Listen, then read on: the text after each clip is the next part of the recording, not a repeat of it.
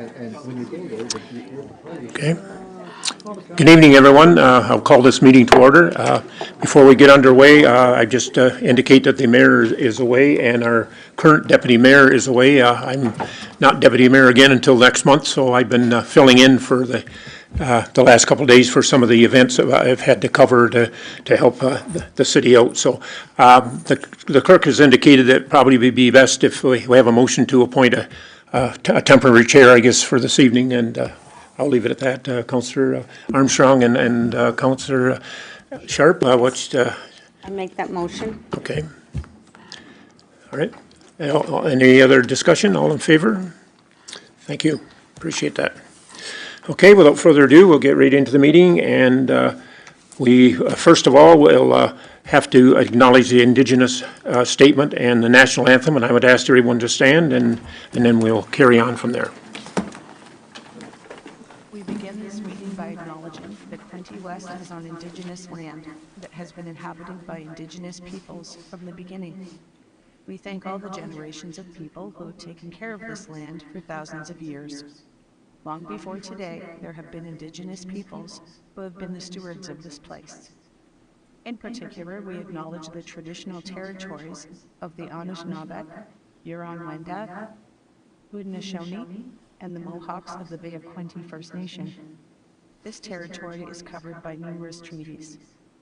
We recognize and deeply appreciate their historic connection to this place. We also recognize the contribution of the Métis, Inuit, and other Indigenous peoples have made, both in shaping and strengthening this community in particular, and our province and country as a whole. This acknowledgement serves as recognition of the contributions and historical significance of Indigenous peoples across Turtle Island, and demonstrates our collective commitment to meet the promises and address the challenges of the Truth and Reconciliation Commission within our community.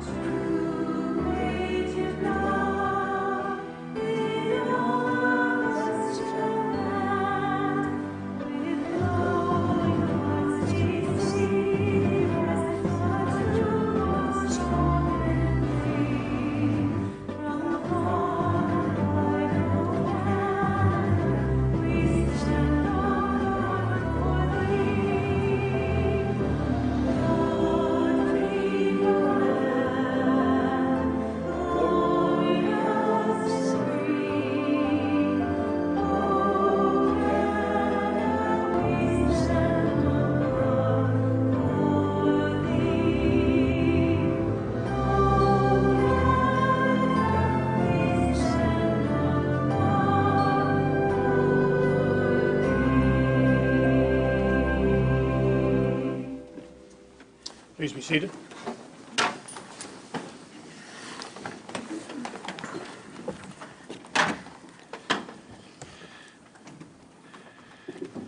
I'll keep my remarks short and sweet. It's nice to, we've just gone from spring or winter right into the middle of summer. It's hard to adjust to all of a sudden, but anyway, we'll enjoy it while we have it, because it seems to only last a certain amount of time. But I'll now move into announcements. I'll go around the table, the council, to have any remarks, or? I'll start off. And yes, the summer weather arrived, and so I decided to splash on my Hawaiian shirts. So all summer long, I will continue to do that. I just wanted to make an announcement regarding Quinte Conservation. A number of years ago, Quinte Conservation formed a foundation, and since some recent events in the past few years having to do with carbon pricing, Quinte Conservation is finding that there are some revenue sources beginning to build, and they are looking for members of the community to join as board of directors for this foundation. You can call me if you want, 613-922-6122, or you can go to Quinte Conservation Foundation website, and there's an application form on there. In the application form, it does indicate there's a date to apply by, but just ignore that.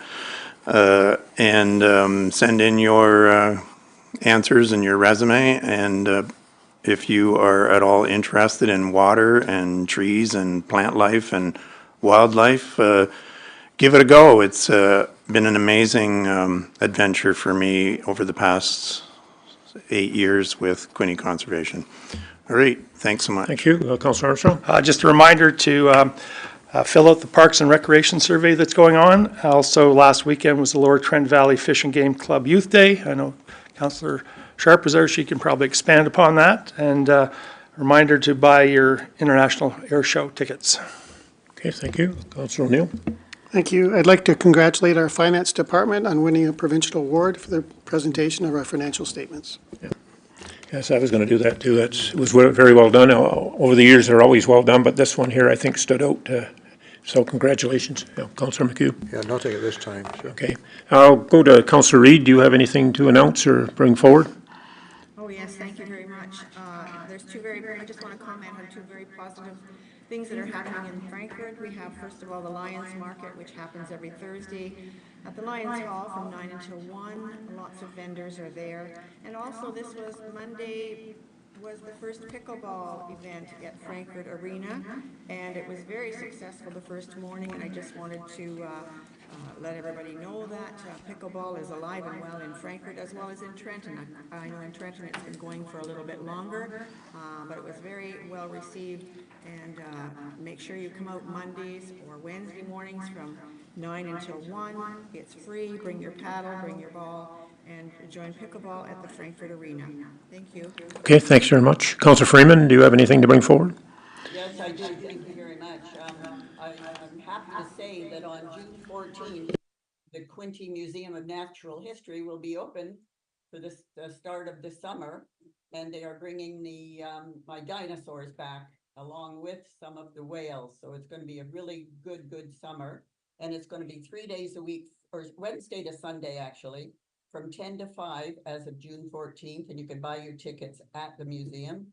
And in July and August, it'll be every day, 7 days a week, also from 10 to 5. So it's very exciting. It was so busy during March break that the folks at Research Castings really got things going fast so they could get it going for the summer for the kids as well. So I thank them very much. Thank you. Okay, thanks very much. Councillor Card? None tonight? Councillor Casillas? Councillor Sharp? Thank you, Mr. Chair. I just wanted to note that we raised the Pride flag this week in honor of Pride Month, and we are an inclusive community, and thanks to the Equity and Diversity Committee and Council and the community, we had a great turnout, and just wanted to acknowledge Pride Month. Thank you. Okay, thank you very much. Nothing, Councillor Boyce? Okay.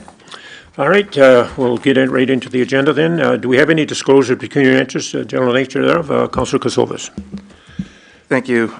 I have a pecuniary interest to staff report QW-2024-00085. Okay, thank you very much. And I'm sure that you filed the proper documents with the clerk as necessary. Any other disclosures? Okay, seeing none. We'll now move into the approval of the agenda. As presented to Councillor McHugh, Councillor Boyce, any questions, comments regarding the agenda? Seeing none, all in favour? Carried, thank you. Now ask for the approval of the minutes of the regular council meeting of May the 15th, and further that the minutes of the closed session of the council meeting on May 15th be approved. Mover and seconder, Councillor Armstrong, Councillor Sharp. Any questions or comments regarding those minutes? Any errors, omissions? None noted. All in favour? Carried. Thank you.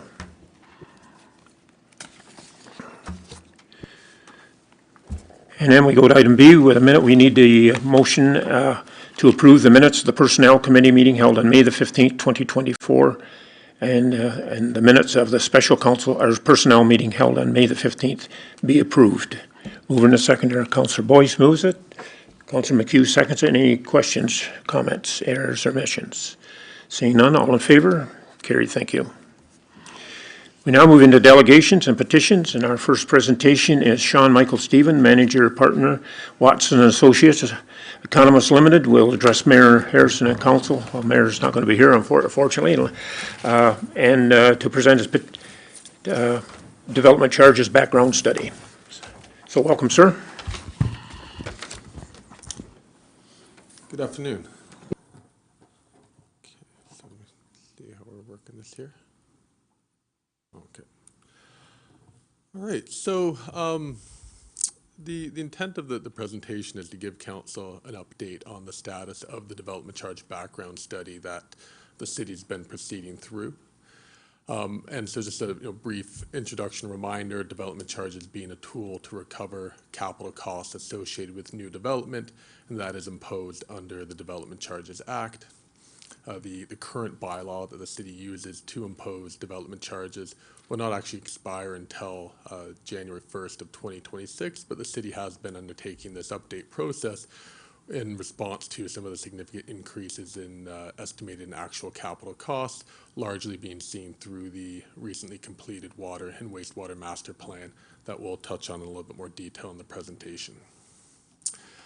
And so, again, with respect to updating that, or going through this update earlier than would otherwise be required legislatively, doing so to make sure that the city can continue to recover those growth-related costs of new development from development as it occurs, and try to mitigate the impacts financially on existing residents and businesses. And so, as well, just to highlight in terms of any changes to the Development Charges Act, since the completion of your last background study and bylaw in 2020, there have been quite a few amendments to the Development Charges Act, including recent amendments that are being proposed through Bill 185. As of today, that bill has received third reading, but I don't believe at this moment it is yet in effect, having not received royal assent the last time I checked. So what's included in this presentation is based on the Development Charges Act as it stood when this presentation was prepared prior to today. I'll highlight throughout where there might be some changes based on that legislation potentially coming into effect any day. So just firstly, in terms of the methodology that's required under the Development Charges Act to arrive at the draft findings that are included within your agenda package, the Act requires us to look at the amount, type, and location of development within the city. Once having looked at that, we need to consider which services the Act identifies specifically as being eligible services under the Act. Looking at what the increase in demand for service is associated with those services as the city continues to grow. And when assessing that increase in demand for service, also making sure that we are having regard for the requirements of the Act, in that the level of service that you recover from new development cannot be greater than the level of service that you've imposed historically in the municipality over the past 15 years. Then once having identified the capital costs and projects to meet that increase in need for service, there's certain deductions that need to be required, such as if there's any other funding sources like grants or the subsidies towards those projects, so those are not being double counted. And as well, if there's any benefit to existing development of the identified projects, those also need to be deducted before apportioning the growth-related costs over that same increment of development to arrive at a charge that's typically imposed per residential dwelling unit and per square foot or square meter of non-residential gross floor area development. So the services that have been included in the bylaw in the proposed bylaw are generally consistent with your current bylaw, in that we've looked at fire protection, police, transit, parks and recreation, library, ambulance, and waste diversion over a 10-year forecast period. Services related to a highway, which encompasses roads and related infrastructure, as well as associated public works, facilities, and fleet, have been assessed over a 20-year period to 2043. And then the water and wastewater services have been assessed only in those urban serviced areas of the city and have been assessed over the full build-out of those areas as it has been identified in your water and wastewater master plan. The one thing I would note with respect to the changes in legislation is that with Bill 23 that came into effect in late 2022, the growth-related study costs were made ineligible, and that is currently what is in the Act as we speak today.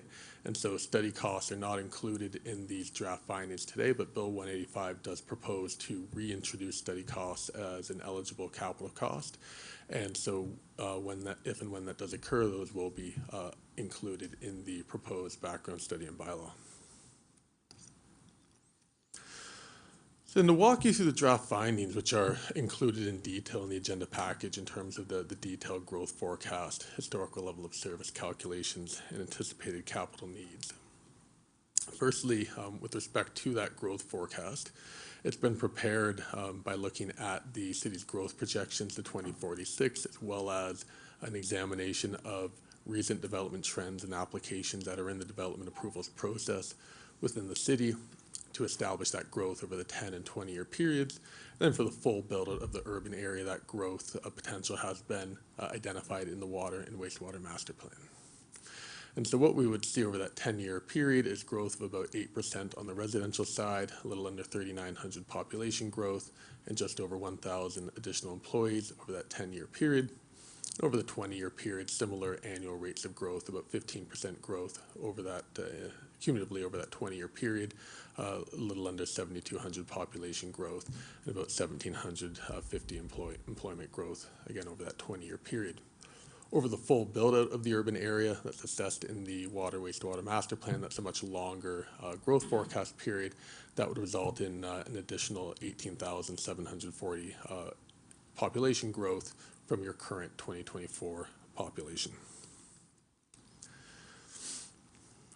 So then for the services that I spoke about earlier that have been considered within the bylaw and for that anticipated development, there's been about $448 million in gross capital costs that have been identified related to the growth-related needs. Looking at how those break down between what costs have been included for recovery from new development versus the various deductions that have been made. We can see in the green section of the pie chart about a little over a third of the cost, about $152 million, has been deducted as a benefit to existing development, so those costs not being recovered from new development through development charges. About 8% of the costs have been deducted as what we call a post-period benefit, which are growth-related costs, but that are not of a benefit to growth in the respective forecast periods. And so those are primarily related to roads projects that are of a benefit to growth beyond the 20-year forecast period being used for roads. There's other deductions, about $7.2 million, largely related to grants and other subsidies that are anticipated. And then we can see about $9.2 million as a reserve fund deduction, being existing development charges that you've already collected that can be used to fund these future needs that don't need to be collected again. And so about $245 million being included in the calculation of the charge across all of the eligible services that have been considered. And so in looking at how those eligible costs break down by service area, what this chart really highlights is that within water, wastewater, and services related to a highway, this is really the entirety of the growth-related needs and pressures that the city is seeing.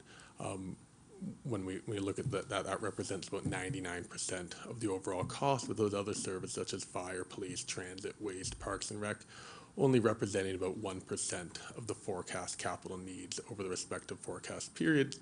And we can see that the water and wastewater costs representing about 85% of those costs being those needs identified in the water and wastewater master plan for the build out of the urban serviced areas.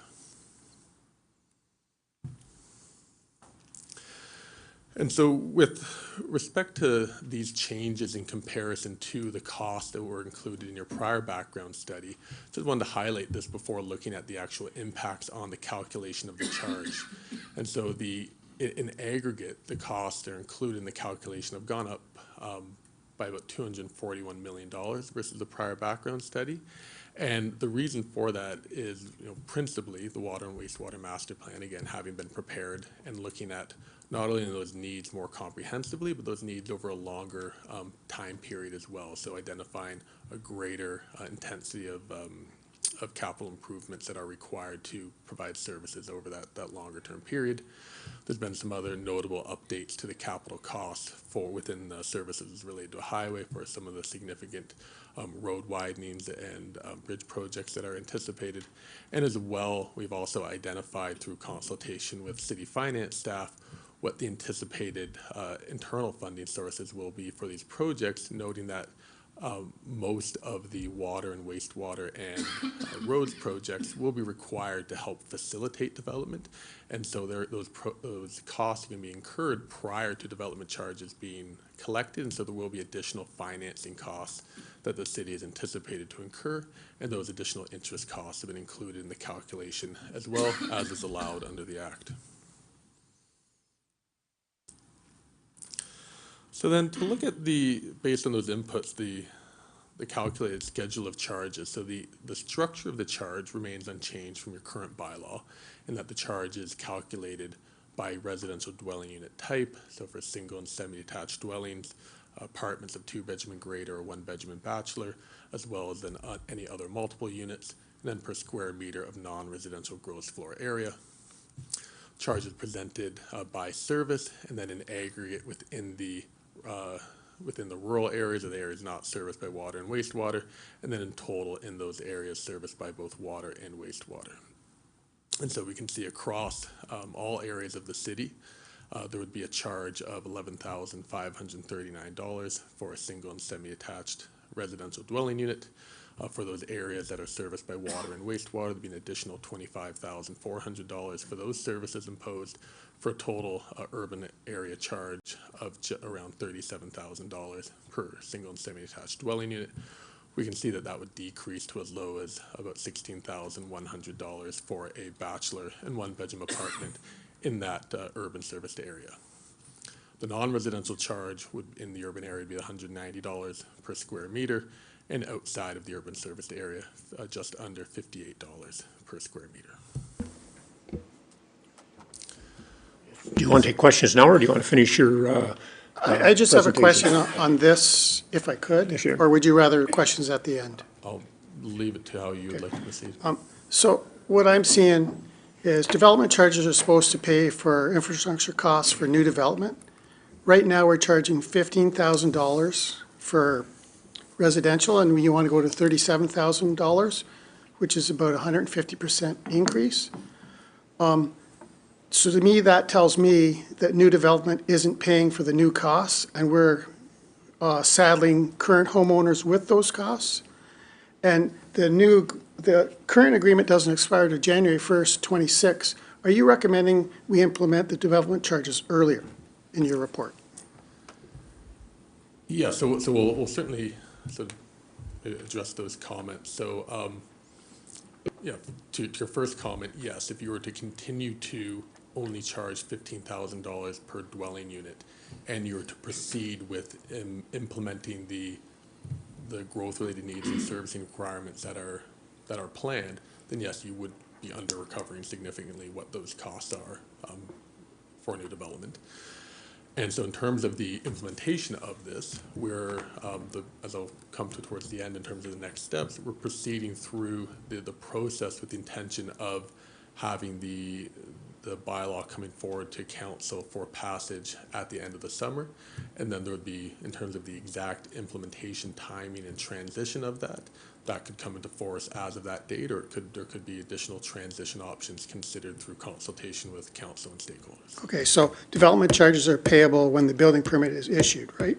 Yes. So right now, from your report, you're saying our development charges are wholly inadequate? So we can do it earlier than what the current expiry date is what you're telling me? Yes, and to be clear, municipalities can update the development charges at any time they wish. So as municipalities commonly update earlier as you're going through this process now, because they see capital cost pressures that indicate we need to update our charge to recover those costs. Thank you. I have a question. Councillor, Thanks. Yeah, thanks very much. You're doing a great job so far. And if you don't have the answer to this question, perhaps maybe Mr. Jardine might. But in your report, you talked about the population growth, and you're estimating numbers for 10 years and 20 years down the road. How many actual properties would that be? Because like on your growth forecast page, which I don't know what page of the presentation that is, and then you were showing us in the next page the anticipated capital needs along with the water and wastewater services. And of course, it's all on user pay. So just wondering if staff or yourself might have any idea how many actual properties that turns into, because one house you could have 8 people in and another house you could just have 1 person in. Because the number given in the anticipated capital needs under the wastewater services, like that number there is a huge number over our annual budget for the entire city. And I know this is spread over 20 years, but that's a huge chunk of money. So just wondering how that all divides out. Sure. So first, in terms of the number of units, I don't have that number exactly at my fingertips, but the average occupancy of new units across all types is a little under 3 persons per unit. So over the next 10-year period, 3,900 population growth would equate to around 1,300 units. So you can be a little less because the occupancy assumptions are on average are less than 3 persons per unit. So that's just ballpark. I don't have the exact number at my fingertips at the moment. And these population growth, are these just is this for the whole city, or is this just in the urban areas? These 10 and estimated 20-year numbers. numbers are for the whole city. The urban area and the bullet point at the bottom, or the forecast for the bullet point at the bottom is just for the urban area over that full build out. Because it would just be the people in the urban areas that would have access to the water. Well, mostly water. I know that right now there are some rural type areas that have access to municipal water or could have going forward, but they don't have any wastewater. Okay. Yeah, so that is just new population growth in the urban serviced areas that would have access to both water and wastewater services. And I can use your same number of roughly 3 people per household or property. Yeah, and Okay. and that the actual forecast dwelling units is in the agenda package. Thank you. okay, carry on. Okay, so as was highlighted in terms of that comparison to the current charge, we can see that overall the increase is about $22,000 per single semi-attached dwelling unit in the urban serviced areas, about 146% increase. When looking at how that breaks down by service area, firstly for the municipal wide services, we can see that charge goes up by about $4,900. When we look at that by service area, we can see that's driven almost entirely by the increase in the charge for the services related to a highway, which goes up by just about $12 less than overall impact. So some upward and downward increases for the other services, but generally that increase of just under $5,000 for the municipal-wide services being driven by the roads charge or the services related to a highway. When we look at the area-specific charges in the urban area, we can see overall across both water and wastewater, those charges going up by about $17,000 per dwelling unit.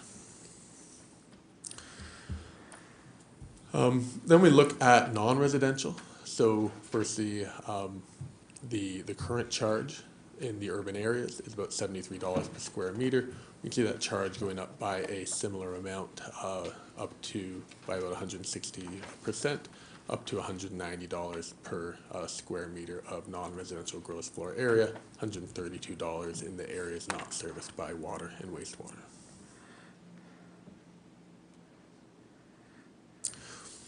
So the next thing I wanted to highlight was how does that charge compare to the development charges in surrounding municipalities to give an indication of the relative competitiveness of this charge, notwithstanding the fact that development charges are one piece of a much larger puzzle in terms of what drives where development occurs and to what extent.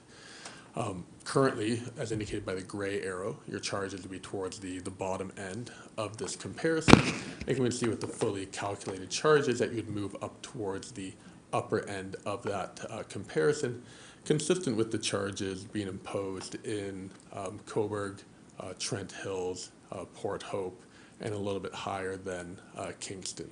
What I would just note, point your attention to, is some of the footnotes to this presentation, which identifies that the charges being included there for Port Hope are their draft charges as they're currently going through their bylaw process currently.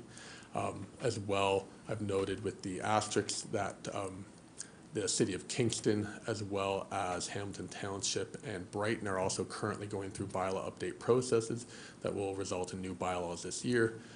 Since this presentation was prepared, actually, Brighton's draft charge has been presented to council, which actually would put them just slightly above Port Hope. So again, right same in that same range of Cobourg, Quinte West, Trent Hills, Port Hope, and likely Kingston as well when they finish their update. Looking at the charges for commercial development, then we can see similar increases in terms of the relative position of the city, moving up from the currently again towards the bottom end of that comparison, up towards the upper mid-range to fourth in the overall comparison. And then with industrial, to note that the city within their bylaw currently does fully exempt all industrial development from the payment of development charges.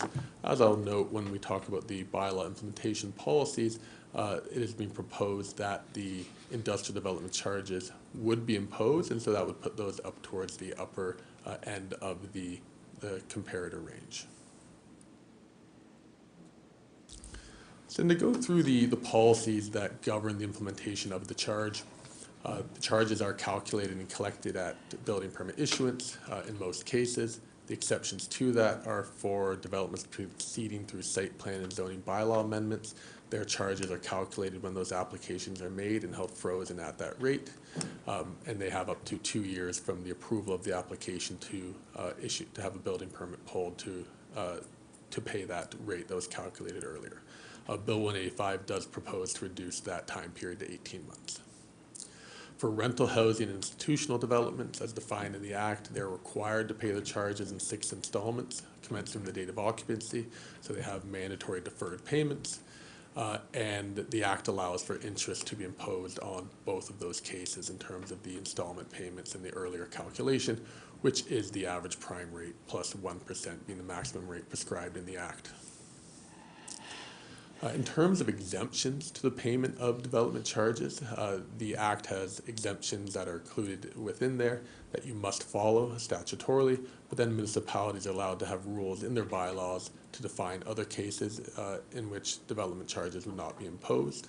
What's important to note that in all cases, that is a revenue loss to the municipality that cannot be made up through passing that on to other types of development through development charges. It does become a rate or tax-based funding obligation. And so the statutory exemptions are you don't charge yourselves or upper tier governments or school boards, land intended for use by a university.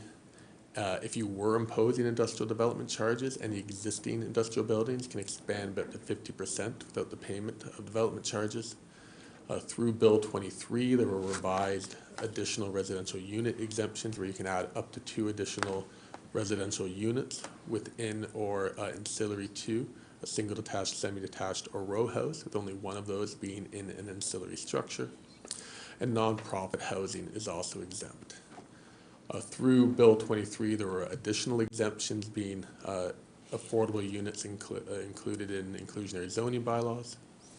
Affordable units as defined in the Act are now in effect as of June 1st. Attainable units are not yet in effect as the province has not yet released a definition of attainable in that regard. And then currently, there's also a discount for rental housing development depending on the number of bedroom units, so between a 15% and 25% discount for rental housing, depending on the number of bedrooms in each dwelling unit. As of today, or the time we started this presentation anyway, there's a mandatory phase-in of all new development charge bylaws, where during the first year of the bylaw, you can only impose 80% of the maximum charge, increasing by 5% each year to 100% of the charge in the 5th year of the bylaw and beyond, with bylaws having a maximum life of 10 years. That was introduced through Bill 23, and Bill 185 proposes to remove that requirement. So to the extent that does go into effect prior to a bylaw being passed, this phase-in would not need to be witnessed. And just to follow up on that, the city had been having some discussions and considerations around using an alternative funding mechanism, being the connection charges under the Municipal Act, to fund your growth-related water and wastewater servicing costs, largely in response to the revenue that would be lost as a result of this phase-in. With this phase-in, we would expect going away once Bill 185 receives royal assent, that item in terms of pursuing the Municipal Act connection charge would not be followed up on, as the development charges regime would provide the appropriate funding. So in terms of the non-statutory exemption, so in your current bylaw that was passed by council, the other exemptions are where a lot levy or impost fee was paid previously as a condition of consent, that development charges would not be payable. In the commercial core areas, there'd be a grant equal to the residential, non-residential charges payable, and then also industrial development charges, as I mentioned, are currently exempt. What is being proposed is to remove that exemption and charge all industrial development. And the result of that, based on the anticipated industrial development and the growth forecast and growth-related needs, would be about $4 million over the 10-year period. So about $400,000 per year is the anticipated additional revenue that you would receive through removing this exemption. Or another way to look at it is, if you were to continue that exemption, there'd be a tax and rate-based annual funding obligation of $400,000. The bylaw would be proposed to continue to be indexed annually in accordance with the Act to allow the charge to keep pace with increases in capital costs. So then, just to highlight the next steps in the process, so to date, we've gone through these detailed discussions with staff. We presented the overall process to council back in July of last year before moving forward to reviewing draft findings in detail with staff, and then today with City Council. The next steps then from today moving forward into August will be to release the study on the city's website, which is required to be released at least 60 days before the bylaw can be considered for passage. That would occur by June 14th. There would then be specific consultation held with the development industry stakeholders, which is being targeted for the week of July 8th. Following that, there would be a statutory public meeting of council, which is required under the Development Charges Act at your July 17th council meeting. Then the bylaw would come forward to council for passage at your August 14th meeting, and then it could come into effect on that date, or subject to the consultation process that we're proceeding through. There could be additional transition considerations and policies implemented as well. So that does conclude the presentation. If there are any questions, I'd be happy to answer those. Okay, thank you very much, Sean. Go around the table. I'll maybe start down at the end, Councillor Boyce, and then come around and see if everybody has a question or comment. Thank you. Just one question, when we were talking about the industrial development charge exemption that we're proposing, the city's considering removing, does the municipality still have the authority to look at case by case? Like we're proposing to eliminate the exemption, but can we still look at if an industry comes into town, say, and we think that it's the benefit to it coming is tremendous, can we remove that exemption?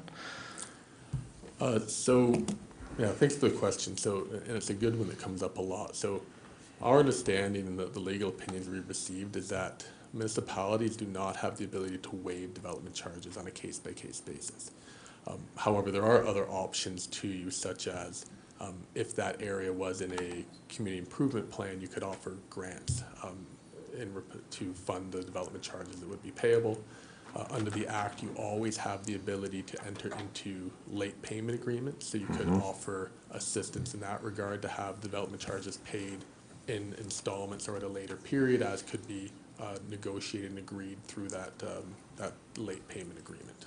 Yeah, thank you. And then I think the other thing I would add is just to note if that's a significant enough development, in Bill 185, one of the changes to the Municipal Act around bonusing was to provide municipalities the ability to provide incentives, including waiving of development charges in certain circumstances as dictated by the province. But that would presumably be in fairly significant, for significant industrial developments.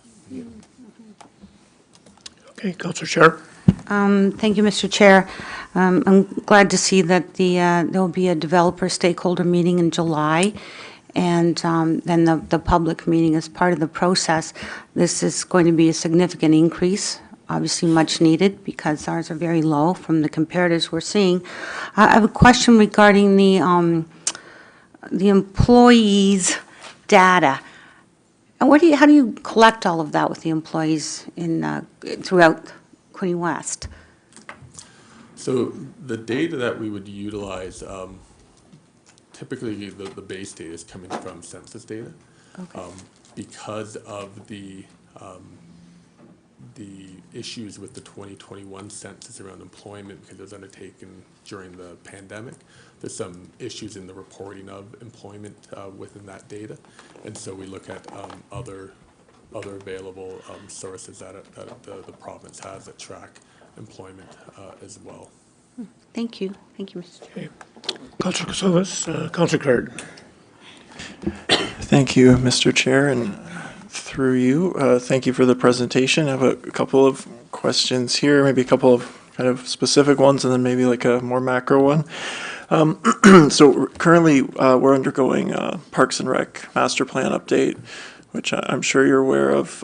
For the purposes of the DC study that you've undertaken, do we have some kind of placeholder figures or anticipatory figures for what the Parks and Rec master plan could come up with for new development in that realm?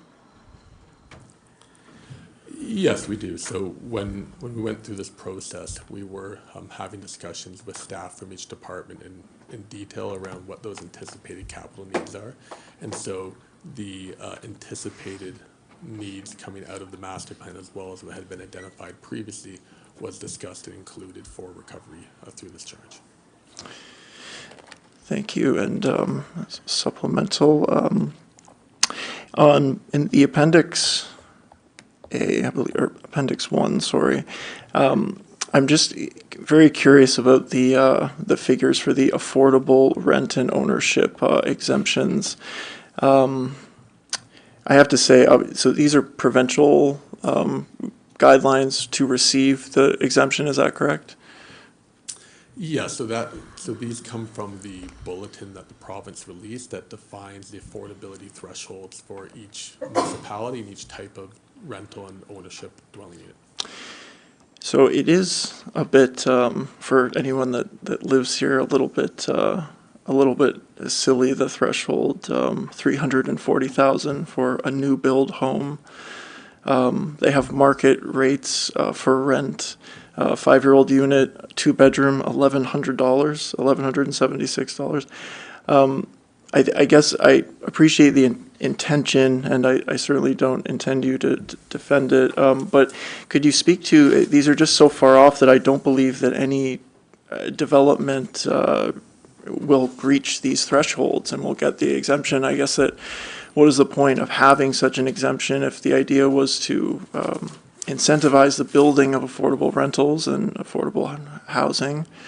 What would be the point of setting the thresholds so low that no one would qualify, like no development would qualify?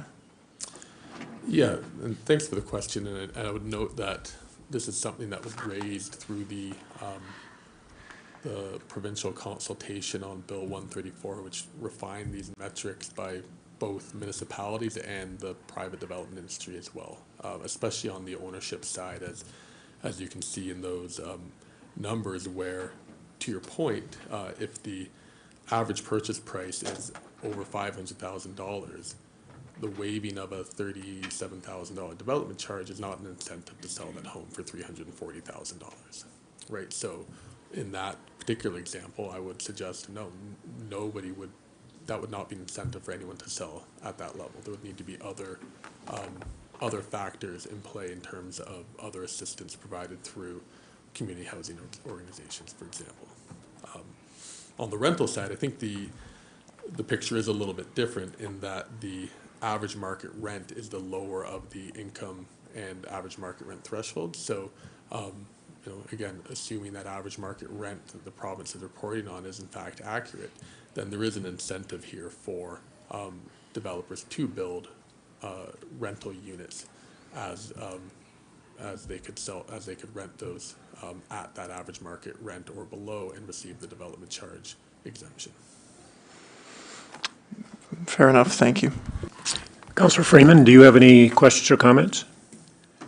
I do, thank you, and maybe this is too simplified, but I wonder if we are putting the DC charges up, does that mean that we will not have to raise the taxes quite so high on the people that have been paying for the low DC in the future? Can somebody or anybody answer that for me? Because that's the first, I've complained about that for a very long time, that when we build a new home, it's the people that are living here now that have been paying for a good share of the cost of water, wastewater. And if that now goes on the homes that are being built, will that save the other people from having to have their taxes go up as much to cover that cost? Yeah, thanks for the question. So, without getting into too much fine detail here, as the current charge was intended to recover the full cost of the water and wastewater services as they were assessed in 2020, the existing residents are not expressly funding that any of the cost of new development. If this practice was to continue, though, if you were to expressly move forward charging new development less than what their full cost is, then in the future that is what would occur. You would be passing on those costs to existing ratepayers. Okay, that answers that. Thank you very much. Okay, Councillor Reid, do you have any questions or comments, please? Not at this time, thank you. Okay, thank you. Councillor McHugh, we'll keep heading this way. Yeah, thank you. In a nutshell, you're saying development charge is roughly $16,000 now. Going forward with the development we're expecting, and to keep pressure off current taxpayers, I guess, going forward, we should be in the neighborhood of about $37,000 on a unit. And if we pass that, we phase in over 5 years, starting at 80% the first year, and each year up 5% until we get to the full 100%. That is what is currently required under the Act. The province is proposing to remove that requirement, though, so that you would be able to impose the full charge immediately. Okay, this is going to be, I think, a real hot potato. This council chamber, I'm sure, is going to be full of developers over the next couple of months. So, yeah, I appreciate the presentation. I understand where you're coming from, and as a council, we have to figure out a way to pay the bills. This certainly looks like one of the ways we may have to look at. And in reference to Councillor Freeman's comments as well, I'd have to think it's another revenue stream coming in. Hopefully, in the future, going forward, hopefully we can find some savings to the taxpayers at tax time. Thank you. Thank you. Councillor Neal. Thank you, Mr. Chair. As far as I'm concerned, this report tells us that new development isn't paying for new development. And if we do not follow this recommendation, then our current householders are going to have to be paying for part of this new development, which I do not think is fair. Thank you. Thank you. Councillor Armstrong. Related to Councillor Freeman, and based on your comparables to the other municipalities, I'll answer the question for you, but would you say that the existing developers have been getting a pretty good deal for the last number of years based on what they're being charged? Yeah, I think for the last number of years, what developers were paying in Quinte West was the full cost of what had been assessed at that time for additional services. So I think I just want to highlight the intent of looking at those comparisons is not to look at them to the extent of you should be at a certain level that other municipalities are at, and if they're higher than you, that you're for some reason undercharging. There's a number of reasons in terms of economies of scale and levels of service that municipalities might have different development charge levels imposed. But what I would say is if you were to continue to go along that route of your current charge, knowing now what the additional servicing requirements are, then absolutely that would be a great deal for them in terms of what the full cost is. Because some are saying, if it's way too high, they're not going to develop, which I don't believe is true, because we have a developer in Belleville and who's in Trenton, who's developing in Belleville, paying higher developmental charges to develop there. So that one doesn't hold sand with me. Yeah, and that's a good point. That's one of the reasons for showing those comparisons, to give an indication of, again, development charges being a fairly small driver of where development occurs, and you consider, employment corridors and levels of service and tax rates and land prices.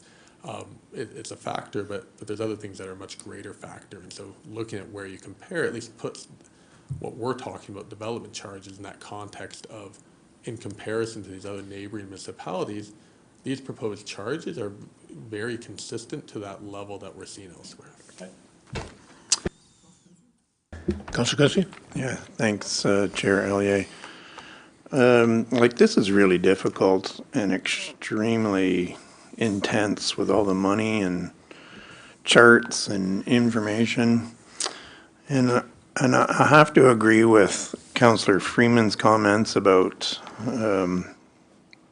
property owners and water users, current water users and current wastewater users, with all the projects and investment that we have to make to grow the city. I still believe that the citizens are assisting with these projects anyways, because the costs, when we did review the previous development charges back in 2020, we did all our research in 2018 and 2019, passed them in 2020, and then the pandemic came along and everything jumped 25% or more, even if you could even get the product or the item or the service. And those prices haven't gone down at all. They've gone even higher, I'm sure. And we've been trying to grow the city, and there's been homes built and while all this was going on still, and I know it's not quite as fast because I sit on the planning committee, so I see the numbers aren't quite as great as they had been in the previous few years for last year. And laying on top of that, we need to grow. We have to grow in order to generate the revenue and find homes for people to live in. And at the same time, there's this delicate balance going on of who's paying for what. So I really think that the development charges are definitely going to have to change to follow this proposal. And then one comment that when the current provincial government announced about development charges, and every time they mention the word exempt or tax-based credits or discounts, every time they mention those words, that's the rest of us have to make that up. That's how it works. Just because the city is not collecting the development charge for that particular project, if it's an exempt, the money has to come from somewhere. And last time I checked, our money trees that we had growing out back, they're all gone. So that means it all falls on the taxpayers and the users of the water and the users of the wastewater system, which our Public Works Department has done a great job in doing an awesome job keeping our water plants in tip-top shape. It the reports are available to everybody. They come out every year on the water treatment plants and the wastewater treatment plants. And we have to keep doing that to keep everybody safe and the system working properly. And I believe it's mentioned, maybe not in this report, but later in the meeting, when we had our emergency with the water line across the river last year, that money had to come out of the water budget or the water reserves, and we are going to have to replace that money because that's handcuffed us. If anybody's following these charts, in just a few years, we won't have it. Well, we don't have very big reserves anyways, but we're going to have zero reserves and have to borrow money to go forward with developments for residential developments, industrial developments, and any commercial opportunities. That's just where this is going. It's really difficult. But thank you very much for coming. Are you coming back for the public meeting too? Yes. Awesome. Thank you. Thank you for your presentation, Sean. That's my concern, is exactly what Councillor Quinte said. We can put these all in place, but if the province is asking us to waive them, what are we gaining? We're going behind. And as much as you're calculating what we got to have in the future and whatever, and I know I've heard Doug Ford say different times, well, the province is helping the homeowner or the future homeowner with these new housing projects, but then you collect taxes, so you're not really losing any money. But I don't know where his mindset comes from, because this here helps to finance the upgrading of plants and whatever, and future pipes under the ground or whatever, or even the maintenance on the pipes that are there now. To say you can put them in place and then tell us we got to waive them makes no sense to me, because everything costs money, and big money nowadays. It's just not hundreds of thousands, millions of dollars when we're looking at putting lines in the ground and upgrades and everything. It's just unreal. So it'd be nice if they can start all singing from the same page, I guess, so we all know where we're at. And even if we put this in place and they decide that we got to pull them, what have we gained? We're going backwards again, in my mind. That's just my opinion on it anyway. So we'll have to stay tuned, and we look forward to the next phases of your presentations and public meetings to see how it goes along. But we want to stay competitive, and yet we want to make housing, affordable too if we can. But of course, everything costs so much nowadays. It's just unreal. But thank you very much for your presentation. We look forward to you meeting in the future. Very welcome. Thank you. Okay, we'll move on next to our next delegation. Tina Macklin, resident, will address council to present a petition regarding the short-term rentals, and I do believe everybody had a copy of those petitions, names, I believe. So please come forward.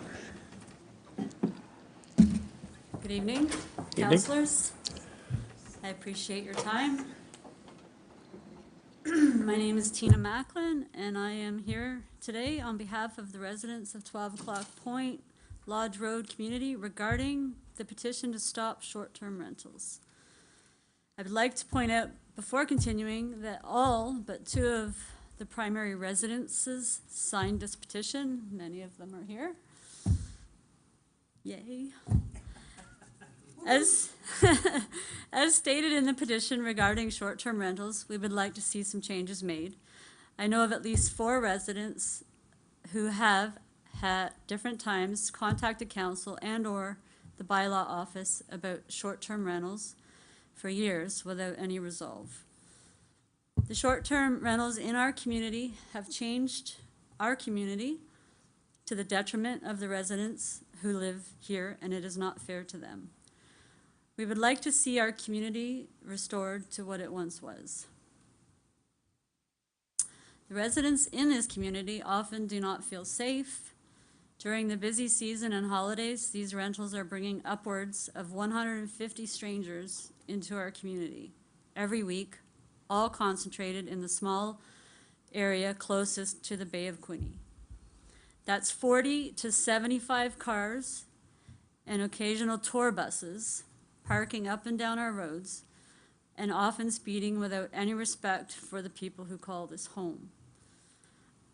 With that also comes noise, parties, loud music, people shouting, drinking, being rowdy and belligerent, late into the evening or early morning, with the odd fireworks display on top of all that.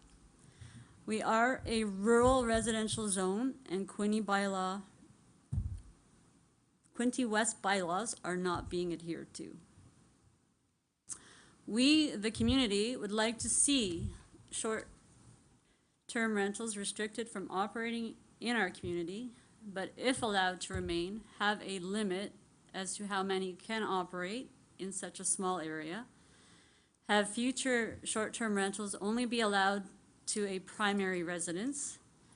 Require them to have a permit, be licensed and inspected at the owner's expense.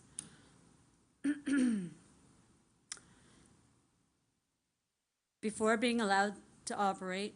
Many of them have higher occupancy rates than may be safe, affecting septic and water supply.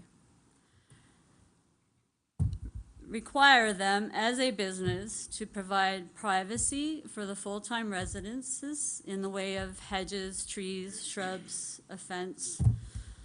Have bylaw enforcement, enforce the bylaws, and implement stiff penalties for violations. Have a short-term rental hotline and/or online site to report bylaw specific complaints. And at this time, I would like to read a letter from a former residents couple, Charlene and Hugo Marcus, regarding this matter.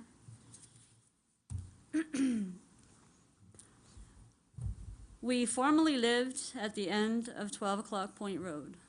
We felt it was our own slice of heaven. The enjoyment of sitting on our deck, enjoying the peace and quiet of the beautiful Bay of Quinte, was replaced by noisy watercraft on the bay and racing down the canal. Cars refused to obey the speed limit on a dead-end road. People used the pier on the canal, leaving piles of garbage. There was noisy games and activities replaced the peace and quiet, forcing us to go inside. Larger homes became centers for loud parties, often with busloads of people dropped off to join the party. Loud commercial outdoor sound systems and lighting illuminating not only their yard, but ours and others as well. No one checked the occupancy limits. Next door to us was once rented to 21 people.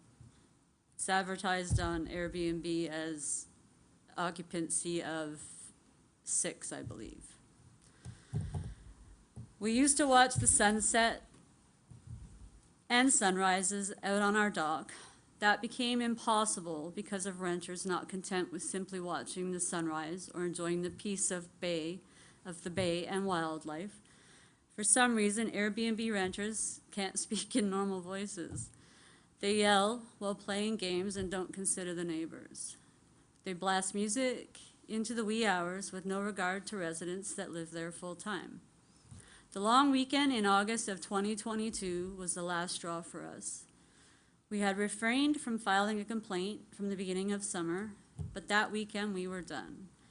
At 2 a.m., the music was still blaring. It had started when the busload arrived earlier in the day. When we went to call the bylaw officer, we had been assured that they were working 24/7, but there was only a form to fill out.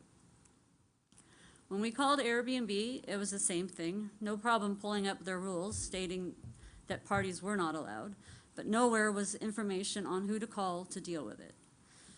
We had been in contact with the councillor from Murray Ward regarding the Airbnb next door to us and the lodge the previous year. He assured us that bylaw was now working 24/7. After sending him a long, heated email in the middle of that August night, he called us first thing Sunday morning. He informed us that we were the only complaint council had received the whole summer of 2022. So bylaw was not working 24/7. He then suggested that we should call the police. We feel they have more compelling issues to deal with than driving to carrying place for noise complaint issues every weekend. We were also concerned with repercussions directed at us for filing the complaint. We did not feel safe. The language of some of the renters was threatening, and we had been told to F off when we suggested they not speed or reduce the noise. It was disappointing that Quinte West didn't have bylaw officers working 24/7, nor did they have registrations or restrictions in place. Had they been in place, this many Airbnbs would not be allowed so close together, and they would be regulated. So we sold and left. No more sitting on our deck, no more walking our dog down our quiet dead-end road. There was no choice, there was little left to enjoy. Our quiet 12 o'clock Point Road community was destroyed by unregulated Airbnbs. This was to be our retirement home. It was our paradise. We loved Quinte West, we loved 12 o'clock Point Road, and we loved our neighbors. It was such a nice community. It was all destroyed. Our paradise had become paradise lost. Charlene and Hugo Marcus. Thank you.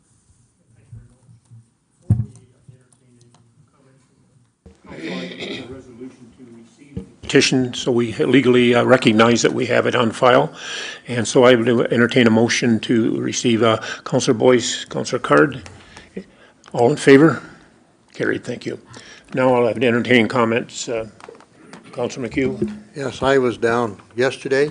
Yeah. I spoke with Tina, and just for the record, I am the counselor that was mentioned by Charlene. I believe I was, it doesn't matter, but at the time, we were dealing with a lot of Airbnb complaints down in our area, not just here, and we were assured that bylaw would attend 24/7 at that time, and after hours, if they couldn't attend, the police would attend. So that's information we had that got relayed on. Having said that, I have empathy for your situation. I have been down there. I personally wouldn't like it if all the houses around me I wouldn't mind if they're Airbnbs if they were regulated, and I do believe there has to be some rules and regulations put in place. What they are, I don't know. So at this time, what I'd like to do to move this forward, if council has the appetite to do it and would back me, I'd like to propose a motion to have staff bring back a report laying out the details to regulate and enforce short-term rental accommodations. I think would be the logical next step to see what we can or can't do. What's in the past, we can't do anything about it right now, unfortunately. But I do think, having heard you here, we're going to have to talk to bylaw, and we're going to have to make sure these complaints are addressed quicker than apparently have been in the past. Do you remember that little blue house? You told me, actually, I got another phone call today. Tina pointed out the houses that have become Airbnb. There was another empty one at the end of the road, and I just learned today, I got a call from the morning, I was at a health meeting in Belleville, that another one is sold, so that's what, 5 or 6 out of... No, it's the same fellow that owns the lodge. Okay, but it's that little blue house that was empty. But now yeah. it's up for So, rental just on tell, how many houses are down there for the council to know, and how many are Airbnb? Well, see, there's 6 of them that are all vacant. Right. For intensive purposes. 5 of them for sure are on Airbnb. The 6th one is being renovated, so I would expect to see that one shortly too. Six out of how many houses down there? So from 12 o'clock Point and Lodge Road, where I Right. live, Okay.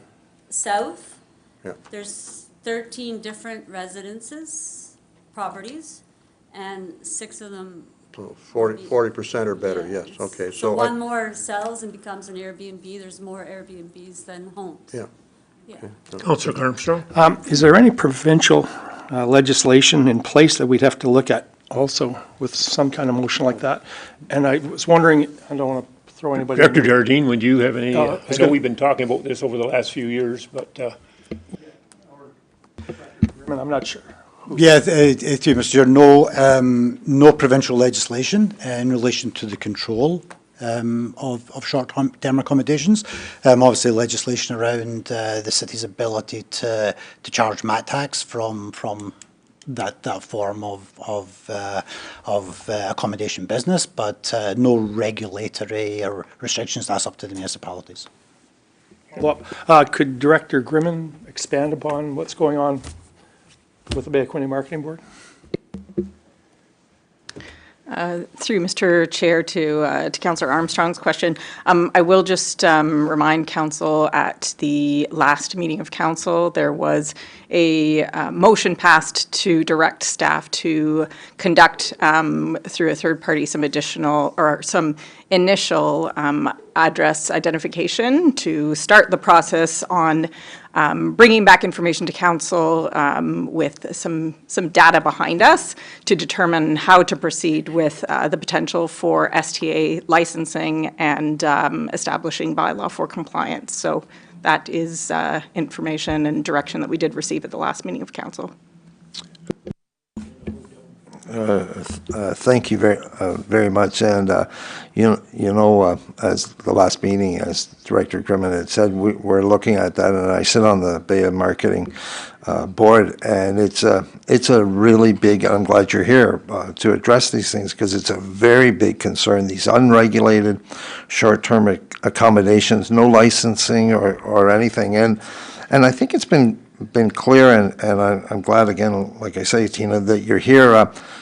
Staff have never told me anyways that we have bylaw 24/7, and I think it's council's, what we have to do is we have to really look at how many bylaw officials that we do have, because it's I come from another municipality, and we went through the whole process, and we had to hire more. So I don't think we're adequate. I think staff have been very open to the point that we don't have the bylaw officers to do everything, but we definitely need them. And I'm glad you're here, because the short-term accommodation, I hear about it all the time. It's very frustrating. I would hate to live beside a short-term accommodation, because, yeah, I would hate it. I've gone through short-term accommodation, when I've gone to other cities to rent instead of a hotel, and I'm one of the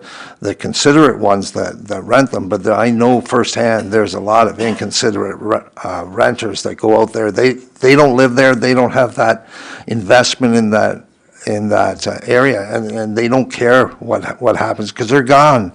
After the weekend, they're gone.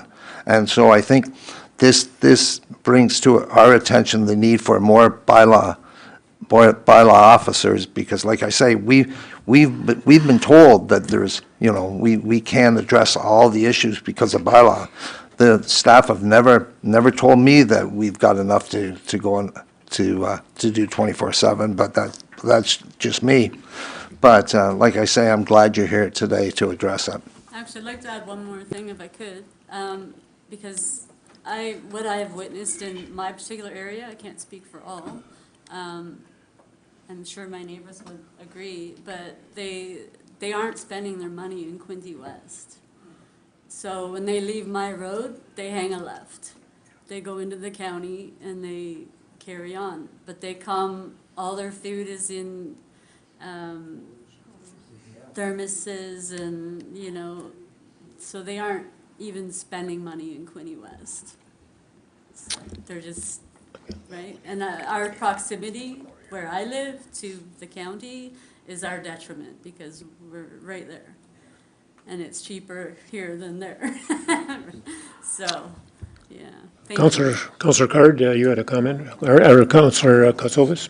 Thank you. Yes, I was just going to say it's unfortunate they do fly under the radar, so many of them. And Director Grimman touched on the point I was going to make, that outside agency or outside consultant is going to identify the Airbnbs or short-term accommodations in our area. So hopefully we can identify them and get to them sooner if they are not abiding by the rules. And the only comment I would like to make, just to law enforcement or staff or anything, that road was never intended for tour buses. That's news to me. I didn't. Yeah. All the time too. It's not. I didn't realize tour buses were going down there. Councillor Card, you had a It's become question? a resort. Look to and from the wineries. It's louder when they come back. Okay. Thank you, Mr. Chair, and through you, I'd like to second Councillor McHugh's motion. I don't think it was put on the floor yet, but I'm glad to do that officially, to ask for the staff report. I think it will dovetail nicely with the Granicus project that council passed last meeting to get the addresses identified. One thing that did come to my mind when you were speaking about you were quoting the letter that had Yes. 21 people and a 6-person occupancy. I was just thinking that, because it will take time certainly for this report to go through and for us to come up with a process to do this. It certainly won't happen overnight. I can promise that. So I was thinking that, speaking with Director Jardine before the meeting, that if there continue to be complaints, especially ones of that nature, occupancy and bylaw violations, that actually it might be the most effective way. If I was the owner of that Airbnb, they're actually losing out on a lot of money when people undercount their occupancy. And it threatens, I think it violates the Airbnb terms of service when the houses are overoccupied too. So they can lose their listings. And also if the people lie and say there's less people staying there, they pay less money. So it's usually occupancy based.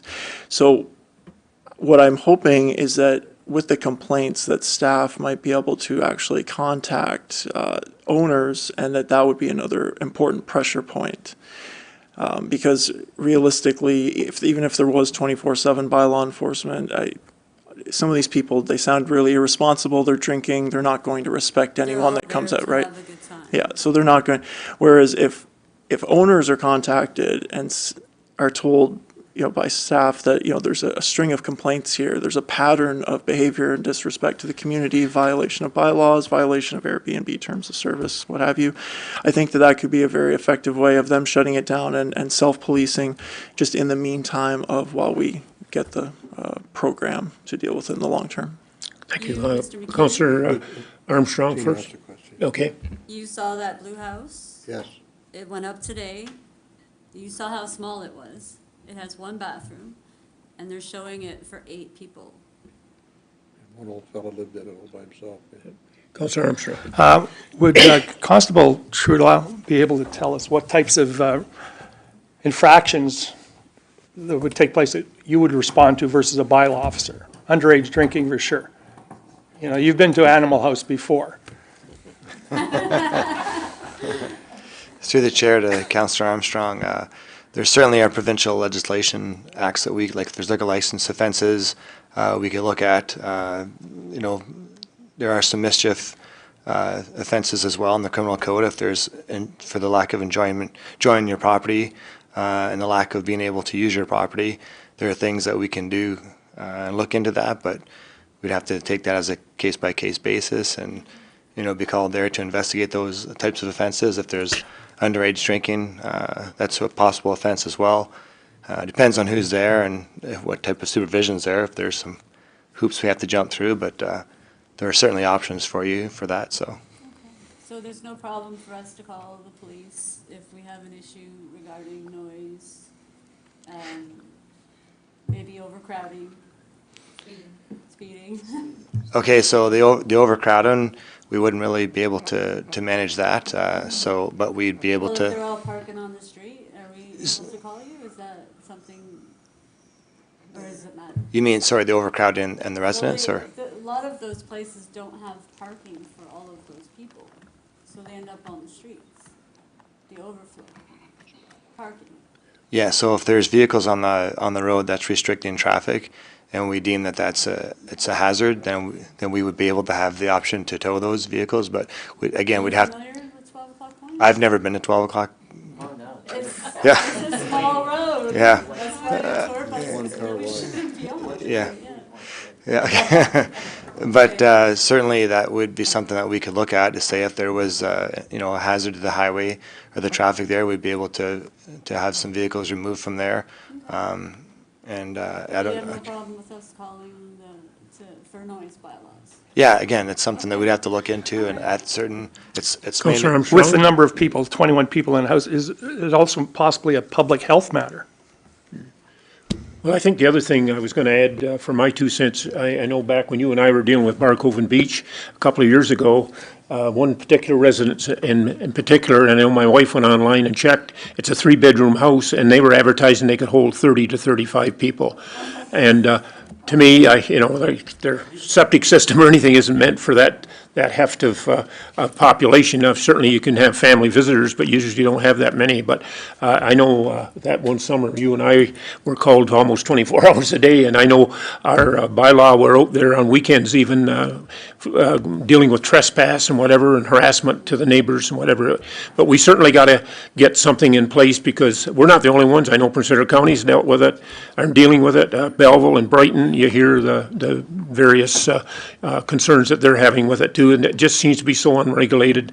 So I know there's a motion on the floor, and we have a mover and a seconder. Josh, do you want to read what it is before I call the vote, and to get this started, and maybe we can get some resolution and some control to it? Excuse me. Yes, go ahead, Councillor Reid. I was going to ask you if you and Councillor Freeman maybe want to have a comment. Yeah, thank you very, very much. We had the fortune of having an Airbnb beside us, but they lived in the unit, and that solved a lot of problems. So we didn't have the problems that you're having, but just very close up the road from us, there are issues like you're dealing with in the subdivisions where people buy a home and then they do the same thing. Now, I have noticed through reading through the municipal world that many municipalities right now are making restrictions. Prince Edward County has, Tiny Township is doing this, and I think we need to, before we put the motion on them, we need to do that as well. I feel that all Airbnbs should be licensed, because then once they're licensed, they're subject to fire inspections, they're subject to health inspections. It may help to cut down on this problem of it being a party house, an animal house. So I really think that we need to have them licensed. If they're on Airbnb, it should, their website, it shouldn't be too hard to find them and call them for licensing. I know that the people that were beside us, they said, oh, we've got to get so much in place before they contact us and we have to be licensed, because we have to have adequate fire alarms. We have to have everything in place. So I think that's where we need to start, is to get all of these places licensed, and then we can perhaps control them a bit more. So that's something that I would like in the resolution. Thank you. Okay, Councillor Freeman, do you have any comments? Okay, thank you.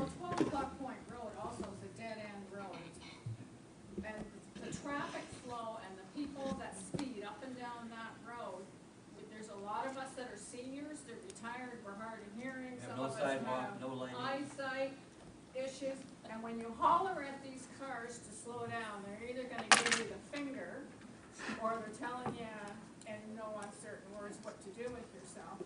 But, so, do you call the cops?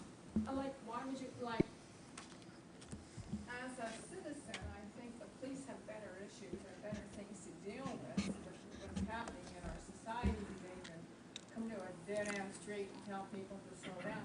But you can't get license plate numbers, I mean, because you don't know where they're coming from, and they're coming from, most of them, from these Airbnbs or rentals that are out there. There's not one street light on our street, and there's definitely no sidewalks. Nothing. Okay, I got Councillor McHugh first, and then I'm Councillor Armstrong, Councillor Quinte. To Councillor Reid's point, I think the motion as it stands covers that. We're asking the staff to bring back a detailed report how we're going to regulate, so that could be licensing or other things, and then how we're going to enforce it. So I think that's the intent. I don't think we can just pass a bylaw now. We still don't know how many are out there. That's what we passed at the last council meeting. We hired an agency.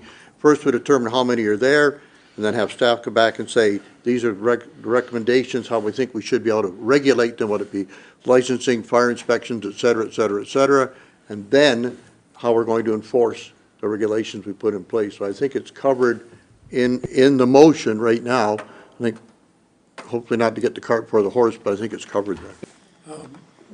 Dr. Jarzine, I think you want to make a comment. And yeah, maybe if I could, and it may just be a subtle change, and maybe not even a change, but an understanding to what's been directed to staff. Over the years, this issue's kind of come and gone a bit. It really blew up over the COVID period in a couple of locations, and then it kind of died down a bit, and here we are kind of back again. And the issues are well understood, and as we've said, by many municipalities. There have been a number of reports that have been brought to council, I think maybe 2 or even 3, probably even last term of council, around what it would take to implement a registration, licensing and enforcement process. So I just want to be very clear that the recommendation or the motion that I'm understanding is that staff are not bringing back a report to tell council how we are going to do this or how we suggest you do this. We're bringing back a report of how you could do this and what the implications of doing that are, because the implications are significant. Staffing, cost, legal challenges, all the municipalities have been mentioned, and I'm not trying to in any way dissuade from the purpose here. I think the purpose is very valid, but the municipalities that have gone through this process have been met with many obstacles, including very serious legal challenges, because these are businesses, they're stakeholders there as well. They're not just going to sit quietly. So I think as long as council understand that we're bringing back as to what approach could be taken, what the implications are, rather than a very affirmative, this is what we're going to do, because I think that backs council into a corner. Thank you. Okay, Councillor Armstrong. Now, Councillor I'd be very curious about the insurance companies that these people have. Are they aware of what's going on? Is it commercial insurance they're paying? Also, part of the package should be you have to carry a certain amount of liability insurance, because we have events where our vendors have to provide a certain amount of liability coverage, or else they don't operate. So the same idea, we could implement whatever number it is before you operate. This also has to be in place. But I would bet some of these people, the insurance companies, are not, they're not aware. Let's put it that way. Okay. Councillor Quinte, maybe you want to speak to that. You're an insurance guy. Yeah, if the homeowner lives in the house and operates some sort of short-term accommodation, their policy likely is not going to be a commercial policy. I mean, it could be, but likely wouldn't be. But there would be endorsements or conditions on the policy that would indicate to the insurance company that that person is operating a short-term rental. If the person doesn't live in the house at all, then it's 99.9% going to be a commercial policy. And I have to tell you that they're not necessarily the easiest things to get, because not every insurance company will accommodate a short-term rental property. Some companies won't do them at all, and other companies that do them, they do charge a premium for it. But when the property owner is looking at all the money that they're going to come in, they easily get over that.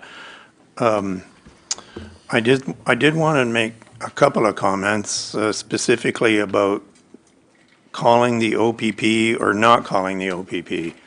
I strongly urge you to call the OPP, because they can come to answer your question to the best of their ability. But the more times you call them, the more times they get the idea that something isn't quite right. And so what they will do then is they will adjust their staffing, their routines, their patrols to try to alleviate issues that are happening. And if you are out walking and experiencing traffic issues, even if you can't get the license plate, you can still phone the OPP. They will still come to try to assist you in any way that they can. But if you don't call them, they have no idea what would be going on, and how could they? As far as I know, they don't have a crystal ball either, like nobody does. They have been called. Good, perfect. Keep on doing it. Yeah. That's my suggestion. Charlene's letter, though, like to Charlene's letter, she was afraid to call the cops because they would show up in her driveway, and then the people that were called on would know, and she was afraid of the repercussions from that. Well, that certainly is odd. Anybody that's calling, if you do have a concern like that, if you talk to the officer, they might be able to phone you instead of showing up at your driveway. They do have ways to communicate with you so that they don't actually show up at your driveway. You can talk to the officer let them know that you have concerns about exactly what you're talking about. Could the attending officer telephone you first before arriving? I don't know what time of day this might be, so you could like meet them down at the corner or at some other area, so you could talk to the officer person to person and then go back to your home. I'll leave that up to the OPP on how they conduct their business. They're people too. They want to be able to help you, and they can't help you if you don't express your concerns or your issues.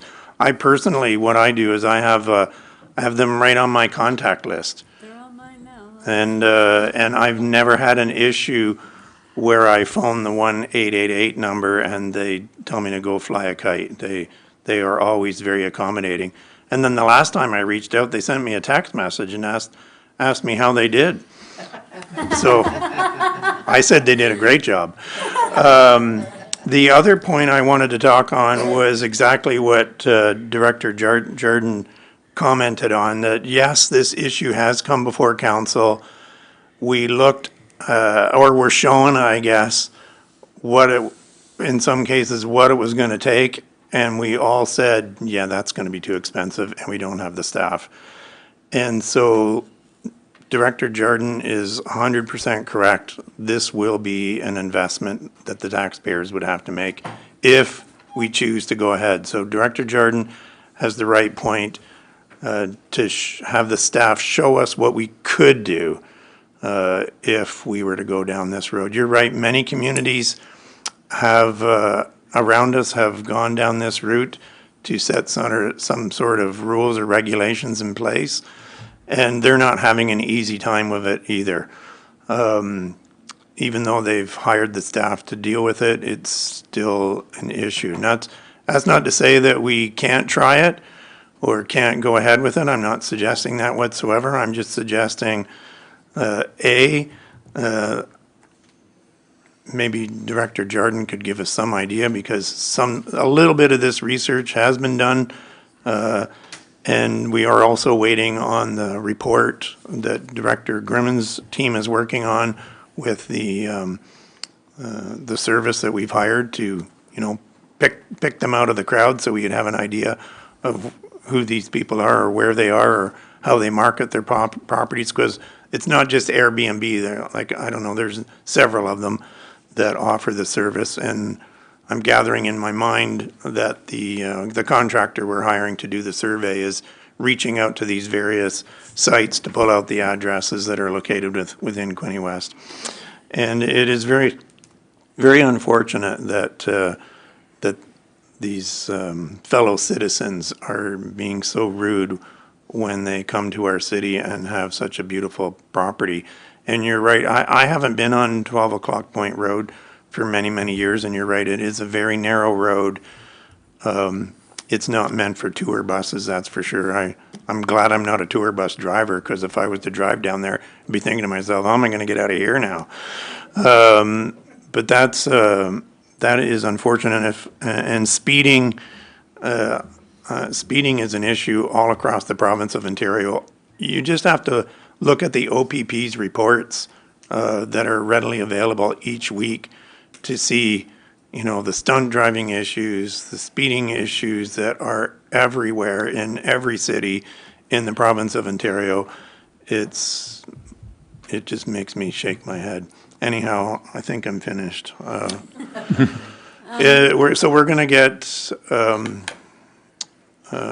the motion read back to us. Is that Yes, what we're Director Jardine had his hand up. I think he wants to Perfect. make one final comment Good. before we consider the motion. Yeah, through you, Mr. Chair, just one other point I wanted to maybe make to the residents, and it's not going to solve your immediate concerns, but just in terms of who to call and when to call and what the reaction will be. While it's correct, we do not have 24/7 bylaw service. Bylaw services work within City Hall hours, Monday to Friday, 8:30 to 4:30.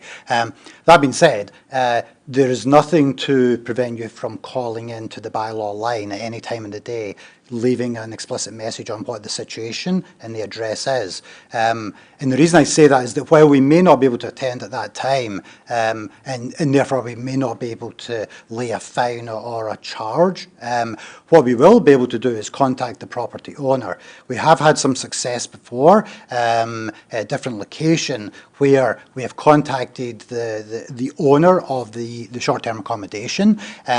They were not themselves, because they were off-site, they were not aware that there was an animal house situation going on in their short-term accommodation that they thought they'd rented out to 6 people, and they took immediate action. It was their business. They had a very strong, obviously a stake in making sure that that was run properly. And we can't obviously speak for all operators, that they would all react like that, but it's worth making that call. So even if it's not an action at that specific time, we would follow up with the property owner and make them aware there were issues and hopefully reach some point of resolution. And I say that because we have had some success with that in the past.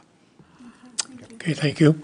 Josh, would you like to read what the motion is going to say? And it's been regularly moved and seconded, and then we'll call for the vote. Yep, through you to the chair. The motion I have on the floor is that staff be directed to report back with a proposal to regulate and enforce short-term accommodations in the city of Quinte West. Okay. Councillor Quinte? I thought we were going to amend it so that it was what the council could look at going forward. Brian, do you want to comment on that? Mr. Chair, I think as long as we understand the intent, I think I'm clear with the fine with the wording. Thank you. Okay, you good with that, councillors? Okay. Okay. You say so. We can tweak it as it's being, I guess, addressed and proposed to us. I'm quite sure it'll be amended and changed and added to and subtracted or whatever the case may be. So, okay. No further questions or comments. All in favor? Carried unanimously. Thank you. So maybe what we could Thank do. you. Thank you for your presentation. Maybe what we and your could do, presence. we could buy the little blue house and put the bylaw officer down there. Okay, now we move into 8.2, our delegations, and Miss Betty Close and Isaac Mundy, Quinte West Warming Center, Trenton United Church will address the council to express their appreciation and speak to the 24-25 Quinte West Warming Center season. Welcome, folks. Thank you. To you, Chair Allier, and to council. Reverend Mundy and I are here just to let you know how much we appreciate your support for the Warming Center. I am co-chair of the Trenton United Church Outreach Committee, along with Brenda Ogden. And the Warming Center is one of the programs that our Outreach Committee oversees, along, of course, with the steering committee that Hastings County has established. Very grateful to have this opportunity to speak to you about our experience hosting the Warming Center this past winter. The season began on December 1st, 2023, which was slightly unexpected, 2 weeks early, but we made it work. And the season ended March 31st, 2024. The funding from Hastings County is what opened the doors to the Warming Center, and the support shown in so many ways by this council, as well as local residents, businesses, and organizations are what kept those doors open. This was year 3 for the Warming Center, and each year there have been positive changes that have improved the service offered to individuals in our community who need a safe haven. We now have a core group of dedicated volunteers, a mix of church members and others walking various paths of lives. We have in-house screening and training and a good communication set up, a good schedule system that is consistent. The folks who volunteer give up their time and their skills in making sure that there are beverages and snacks available, not meals, beverages and snacks only. They're on hand also to hand out blankets and any of the clothing that's been donated that we have on site. With the addition this year of a washer and a dryer, we are able to keep ahead of the blankets that need to be laundered I'm sure you can understand. If 8 or 10 people sleeping over one night, that's 8 or 10 blankets, more, that must be cleaned before they can be used by anybody else. So we have this constant laundry happening. Having on-site laundry keeps our volunteers from having to take any of this laundry home or to a laundromat. So we're very happy to have that. I know some of you attended our end-of-season appreciation event in April, and you heard firsthand from some of our volunteers about needs and wants. The individuals who use the Warming Center need support and safety, and they too have offered suggestions of what might work better for them. Some have spoken to us about wanting programs to help them with their mental health, or perhaps some way to address their addictions. They need assistance with accessing transportation to appointments, but we're finding ways to make all of these things work for now. We have learned and improved and provided more each season. For example, and I know there are many here who remember clearly, the temperature-activated model the first year was very difficult to staff with volunteers, difficult for the security team, difficult for the people who needed to be someplace warm. -10, -5, it doesn't really matter. It's cold. Now we have a steady pattern. Teams of 2 volunteers plus 2 security guards are scheduled consistently 7 days a week throughout the season. And you may know the center is open from 8 p.m. until 8 a.m. So we have the volunteers are not there 12 hours, but the security guards are there for 12 hours. With the experience that we've had with the Warming Center, we're beginning to wonder about other possibilities and other needs in this community. With the climate crisis, hotter temperatures, perhaps like today, are predicted, and they're going to be hard on people. People need a shelter in the heat as much as they do in the cold. Is it time to start looking for space and funds for a cooling center? Is it time to consider a year-round center where people can come in from the elements, come in and have a drink, get some fresh socks? Honestly, the fresh socks are the highlight of everybody's visit. They want fresh, dry socks. And wouldn't it be nice if they could be resting safely and not finding comfort in the ATM entryways of our downtown banks? They can come and get socks and clothes and snacks, anything that can fit in their backpack, and go away again slightly refreshed, knowing that there are people who care for them. We may even be getting people trying to escape an abusive situation. There aren't places for people to go in Quinte West for that. It would be a wonderful world if the Warming Center and various shelters and treatment facilities were not needed, but they are. Council and staff of Quinte West have done the right thing in encouraging the use of the Warming Center. While the volunteers are knowledgeable and they work accordingly with what we've learned, none of us can predict the future and what it might bring to our city and what needs will need to be met in the coming year. We look forward very much to continuing this mutually beneficial relationship in the 2024-2025 season, and perhaps discussing future needs. And Reverend Isaac has some things to say. Thank you, Betty, and thank you to all of you as councillors for your support of the Warming Center over these past few years, and for giving us the opportunity to speak with all of you, and for the support of the staff here at the city as well.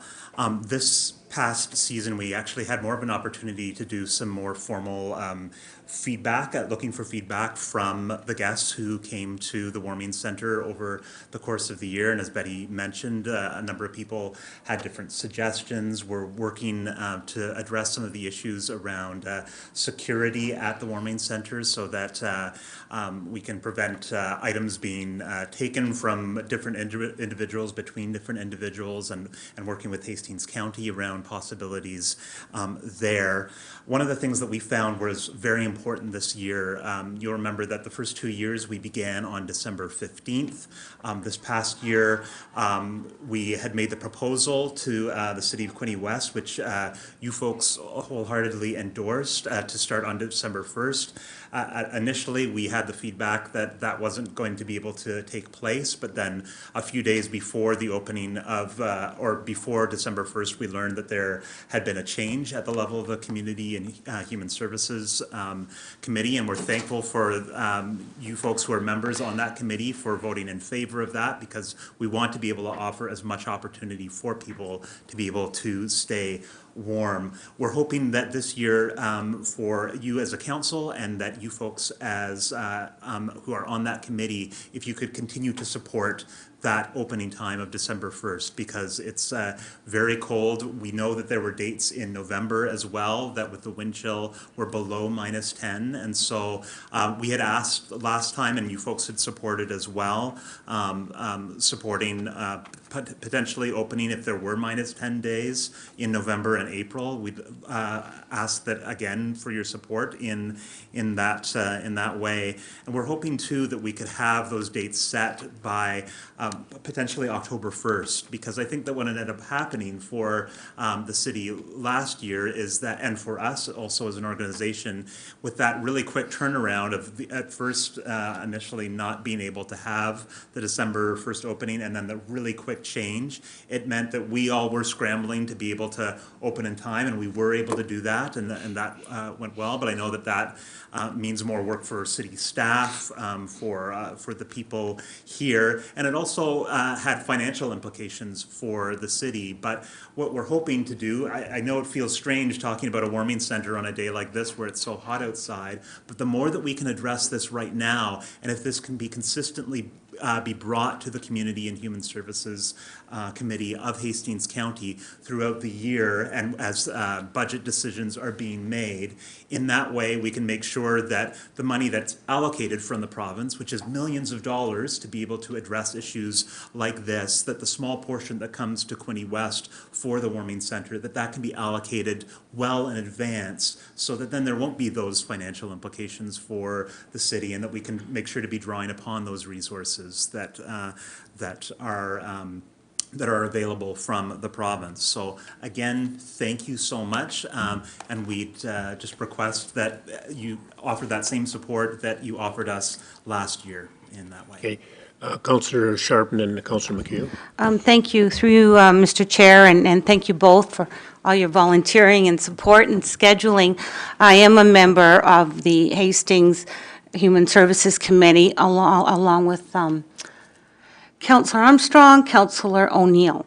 And the budget for 2024 has been set, and so these dates should be known now, and the funding that's available, because we do it as a coordinated package with the funding that we have for, I believe there's 4 warming centers that are supported throughout Hastings County. We are meeting next Wednesday, so I know collectively we can get that information and get back to you. But the warming centers are part of the budget, so we should have that information. Thank you. Okay, Councillor McHugh and then Councillor Armstrong. Yeah, for Monday, and Betty, I can't thank you enough. We had a little conversation beforehand. It was funny. We hit on some of the same topics. I know that the city does have cooling centers rather in the summertime when it's necessary, but I don't think you're asking for enough. I only wish it was possible that you could be open not just in the heat and the cold, and just not at nighttime, but all day round and 365 days a year, because I think you do great stuff. You can, and the people that go there are very appreciative. They need it, and it gives us a chance to meet with these people, to maybe help them as well, because you have people there that can do that, to intercede on their behalf, as opposed to them camping out under a bridge or under a tree someplace. But again, I agree, and I was sat on the same committee that 3 of our councillors do now years ago, and was very happy at that time that we got away from the temperature thing to a daytime, and I'm very pleased to see it go forward. But it was all possible in some way. We need a facility like this literally 24/7 here in the city. In fact, every city needs it as far as I'm concerned. So thank you for what you do. Keep it up. I'll throw as much support your way as I can in any way that I can. Thank you. Okay, Councilor Armstrong. The discussion at our committee was around opening earlier than December 1st, and one of the things was there wasn't enough volunteers at your end. Yeah, I think That was that was what we were told, I believe, if you can remember. I can't. Are you asking if you think that there would be availability of volunteers? There wasn't. That was. Oh, no, that was not, no. I'm not just, an issue, I'm just, no. don't shoot the messenger. No. But I was in favor of Yeah. possibly early November 15th, for example, because of those cold days and stuff like that. So last fall, we were preparing volunteers. We were doing some screening and meeting with people and you know, you don't have to be a member of Trenton United Church to volunteer at the Warming Center, so we had to reach out to different other organizations. What happened when the December 1st date was named is that the core group from the church who was doing the recruiting and the training and had the experience of the previous 2 years, we just covered those 2 weeks ourselves. Volunteers on an evening only do about 2 hours or 3 hours. It's mostly a hospitality thing. Meet the people, see what they need, find the socks and the blankets and make the beverages and such. So we were okay. It would have been hard if it had been November 15th. It would have been harder, but we would have made it happen. And then once December 15th came, and then we had a lot more people interested in volunteering, and we went through that process of, you know, meeting and talking and asking and getting police checks done. We ended up with, I don't know, 30, we have about 35. Some might even be here in this room today. So the potential's there. Yes. Okay, that's all I needed. Okay. Okay, Councilor Neal. Thank you, Mr. Chair. What I really was impressed when I came to your appreciation event was the different people from different organizations that you work with and how well they all seem to get along. And I think that in terms of the work on the steering committee, we have people from a number of different organizations at Hastings County, here in Quinte West, with the city, with the OPP, and it's not just a silo in terms of us kind of working alone. And we couldn't do it without all of the support of all. Yeah, Community Partners for Success and the Health Center and Food Bank. Yeah. Oh, the food bank. Ebenezer Church. Ebenezer Church and the food bank have given us beyond what we can thank properly for. Ebenezer has also provided a lot of volunteers. They have promoted the things that need to be done in this community, and we met a lot of great people from within their congregation who wanted to help. And it's, you know, the building, the Warming Center might be in a church, and a lot of the volunteers are from a church. You won't hear any of us praying at the Warming Center, but we are offering the best we can to make sure that people are safe and warm, and honestly, dry socks. You've got to have dry socks. Well, we thank you for your participation, and we certainly are happy to work with you if we can, and probably Councilor Sharp or the folks that sit on the committee in the next week or so can get back to you before it gets too late in the season to see what maybe the numbers you got to work with this year, and then you can pre-plan in a sense of what you can do in the near future.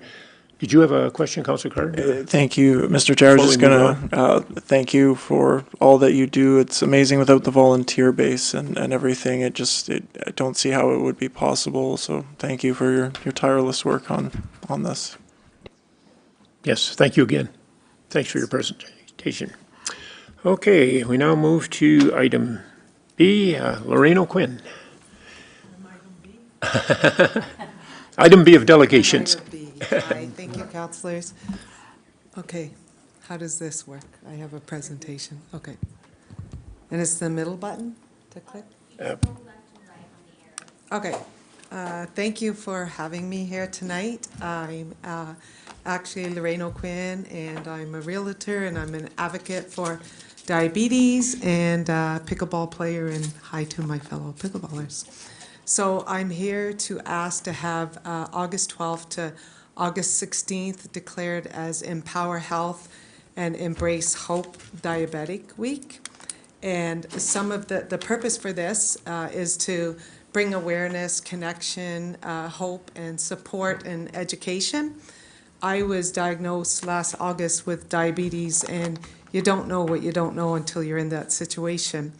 And I had attended a program that was supposed to educate us and help us, guide us, because obviously it's a really serious type disease. And through some of the work I was doing, because I'm very impatient, waiting for this program to start, I started to do my own investigation and started a program, Lifestyle RX it was called, and it's in Alberta, BC, Ontario, the States, and it's rolling out to the rest of the provinces.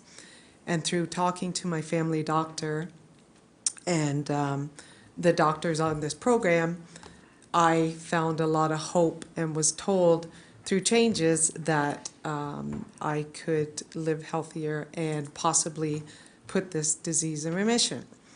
And when I attended our local program, I was told that that could only happen through bariatric surgery. And no sort of discredit to the person who was putting that program on, but you don't know what you don't know, and changes happen. But the other people that were there with me that day, I felt, I've often wondered about, that went home because one of the comments was, you know, you should never feel guilt or shame when you end up on more medications because it is a chronic disease. So it was a piece that I felt really deflated by. And of course, through some of my learning, I realized that I could potentially, by living a healthy lifestyle, by changing my mindset and figuring out what my triggers were, I could make that change. So Diabetic Awareness Week, what I hope to, some of the things I have planned for that, I've booked the Empire Theatre on the 12th of August, and I have a lifestyle doctor, the president of the hospital, a nutritionist, a psychotherapist, a diabetic doctor, and some speakers. And what my hope for that is that people would invite people in the community out, whether they're supporters, family caregivers, pre-diabetic, diabetic, type 1, type 2, to that event so that we can start to learn and grow and provide services to them together as an advocate. I really want to see that happen.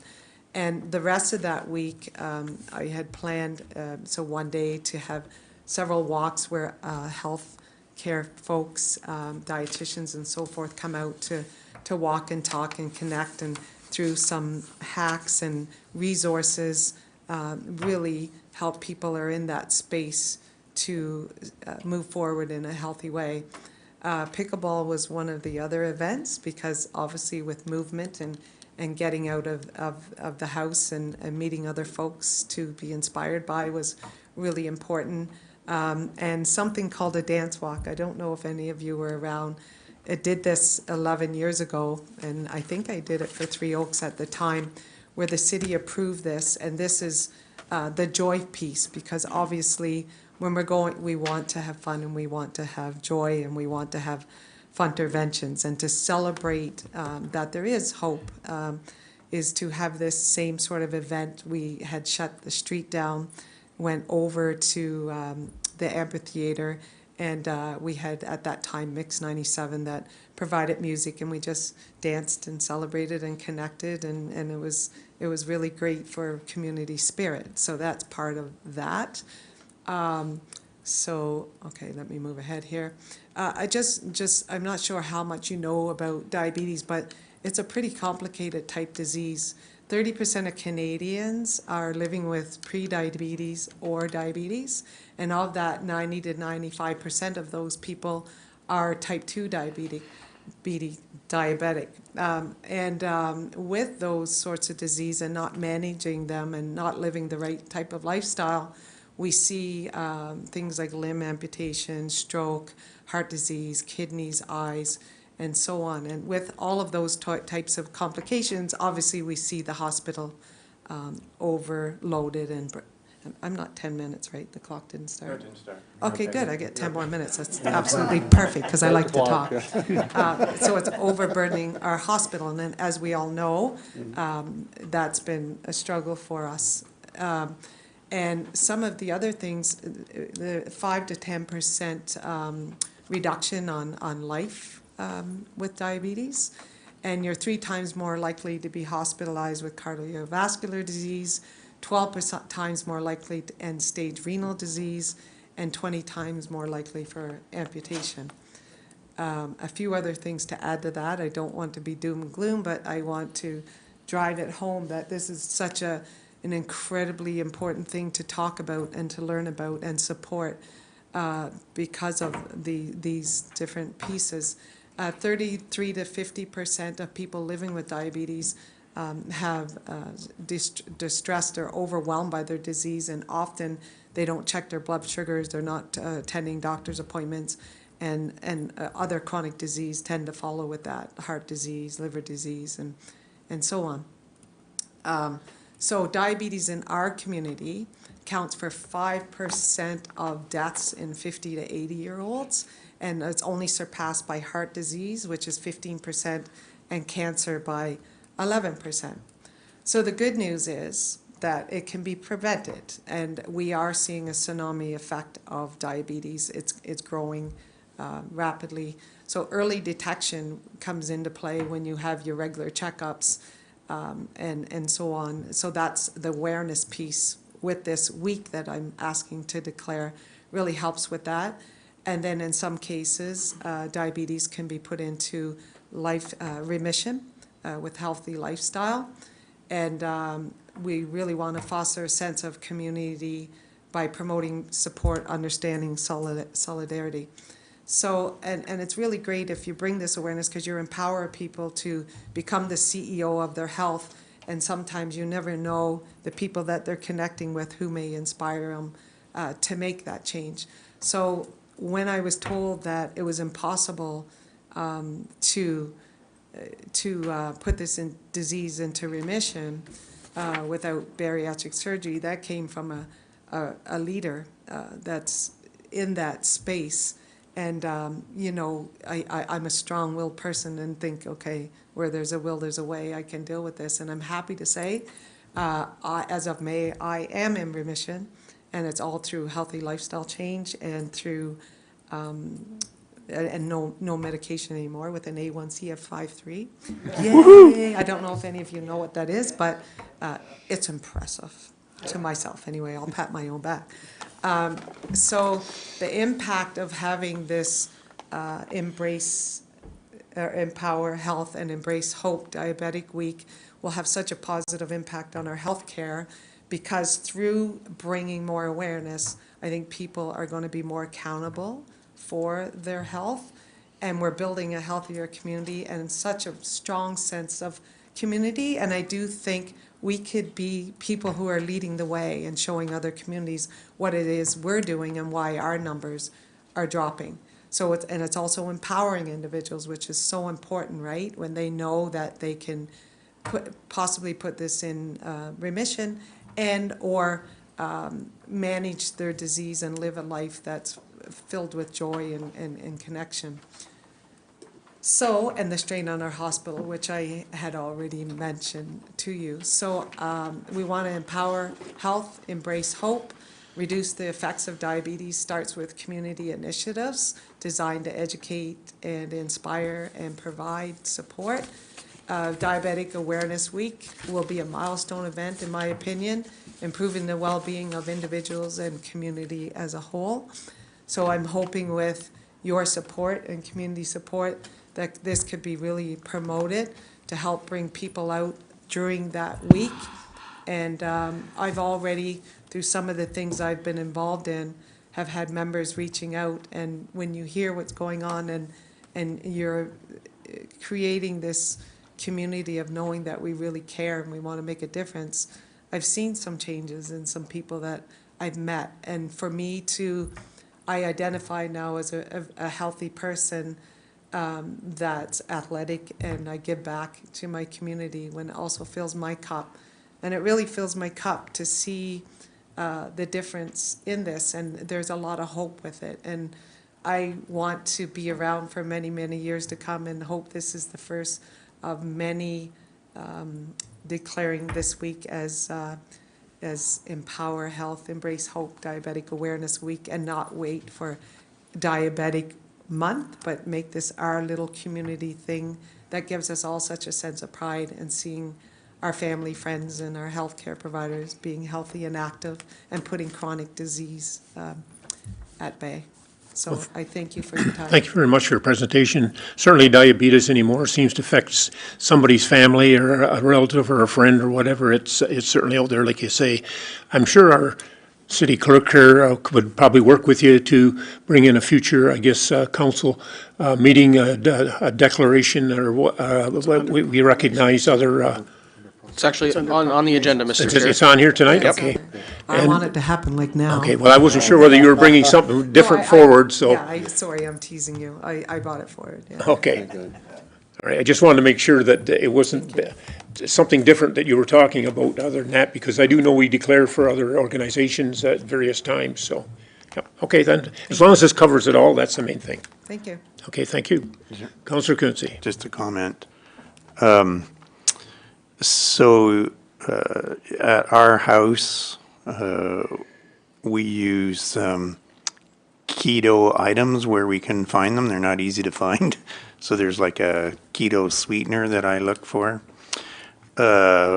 Salmon is always good. It sure is. Oatmeal, eat your oatmeal. And there's many things. And it's interesting to hear you say that, because there's so many examples of somebody tells you, no, you can't do that, or yes, you have this forever. And then with your determination, you make it your way and not whatever the other people were telling you. Change is always is definitely hard, but obviously you need to have some sort of an objective or a goal.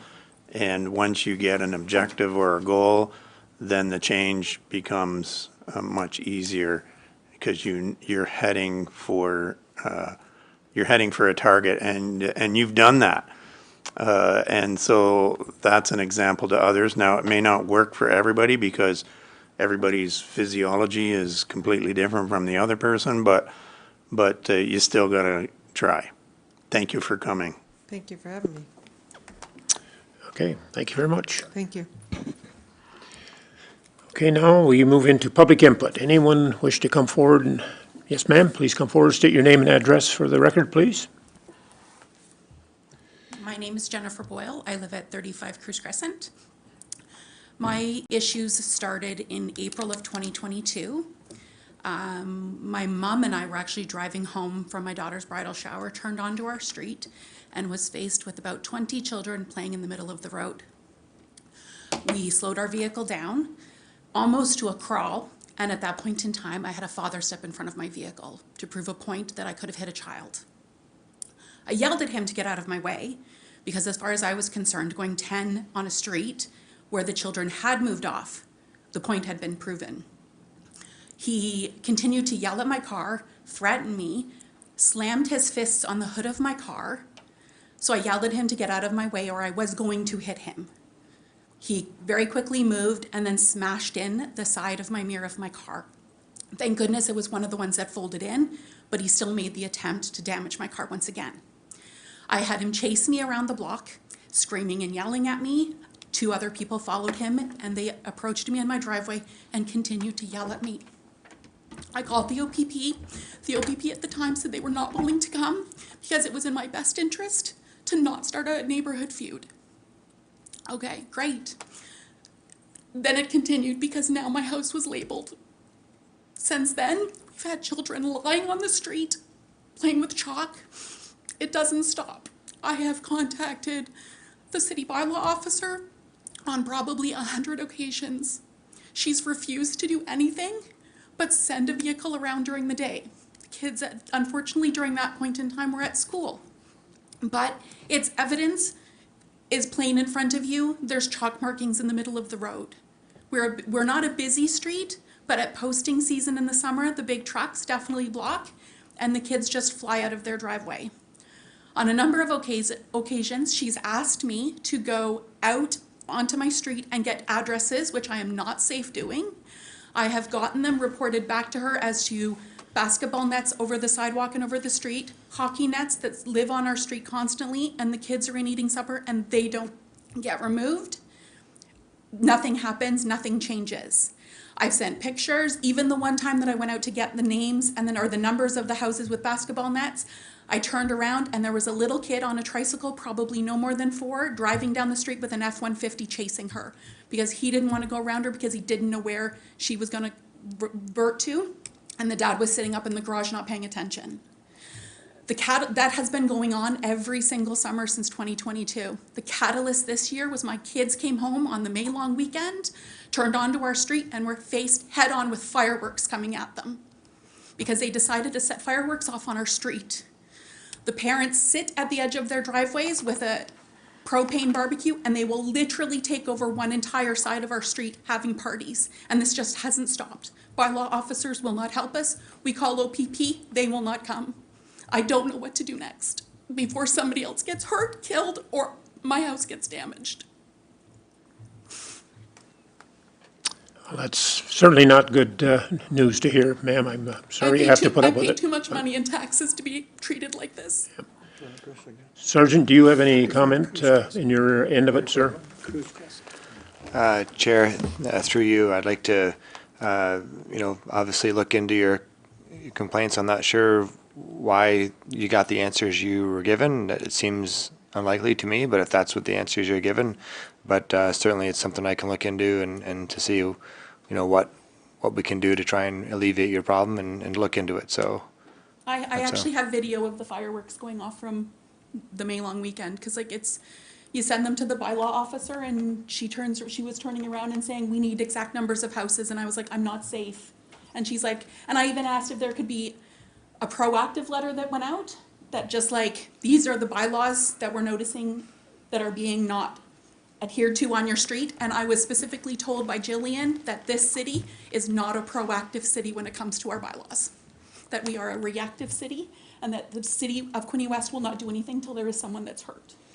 well, that's not been my experience here, but I'm certainly, from my part, I definitely want to look into that. But it's usually around here, it's been pretty good. So unfortunately, you're experiencing something that's abnormal, but we can work on this together for sure. So I would appreciate that because nowhere right now I'm getting any love. okay. Okay, I'm quite sure our director that's over bylaw will maybe have an investigation in it or some questions, and maybe you want to make a comment, Brian. Yeah, through Mr. Chair. Yeah, we'll definitely look into the situation as well. Obviously, we can only take action on the things that we actually see going on and that are enforceable under our bylaws. But I'll certainly review the situation with bylaw staff and see if there's anything that is actionable from the city's perspective. I've sent numerous pictures to Jillian. I've even told her, just drive down our street on a regular day. There's hockey nets thrown on the side of the road. There's basketball nets over hanging sidewalks, and they're there permanently. Like they don't. Back when in my generation, we played ball hockey, we played road hockey, but we also had a respect for vehicles. And when a vehicle come up behind you, you yelled car, you lifted up your net, and you got off the road. These kids do not move. Their parents encourage them to yell at us, swear at us, give us the finger. Like it's only the north side of Cruz Crescent. Thank you very much for your presentation. Sorry for your inconvenience and I just hope the something ignorance changes. you're putting up with. Thank you. Thank you. Anyone else for public input, please? Okay, seeing none, Council, we'll move on with the agenda here, and we'll get down to committee reports, staff reports, and approval of accounts. And the first one is staff report QW 24-00091 by David Clazy, Chief Administrative Officer, regarding doctor and nurse practitioner incentives. And David, would you like to address that before we entertain the resolution? Sure. Thank you, Mr. Chair. And this report came out of some conversations and some discussions that took place at our physician recruitment meeting within the last month. So there's definitely lots of discussion around how we can, or what we can do differently to try and help with the number of residents that we have that are currently don't have a primary care physician. And so out of that, there was two different programs that came out of that. The first one being looking at an incentive program to attract nurse practitioners to the city. And the premise being basically if a nurse practitioner is willing to come to the city for a minimum of 2 years or up to maximum 5 years, we would look at reimbursing them for $5,000 a year, depending on how long they stayed. And just to add a little bit of clarity to that, we'd be looking at nurse practitioners who are either basically who are working, I'm going to say, in the primary care field, so working for or with a current physician, or if we're able to get a nurse practitioner clinic up and running, or potentially working at TMH. So that's really kind of the premise of that portion of the program. And then the second piece of it is basically modeled after a program that Prince Edward County implemented within the last year or so, and had a significant amount of success in basically looking at an incentive for existing doctors who are here, who are willing to increase their patient load, and specifically by taking patients off Healthcare Connect. And basically, the premise of the program is that if an existing physician is willing to roster 250 new patients off Healthcare Connect and commit to keeping them rostered for a minimum of 5 years, we would look at an incentive of $25,000 for any of those doctors. And the one caveat to that would be just that when we're talking about existing doctors, this would be doctors who have already been here, established a practice, and have, I'm going to say, their roster of patients for a minimum of 1 year.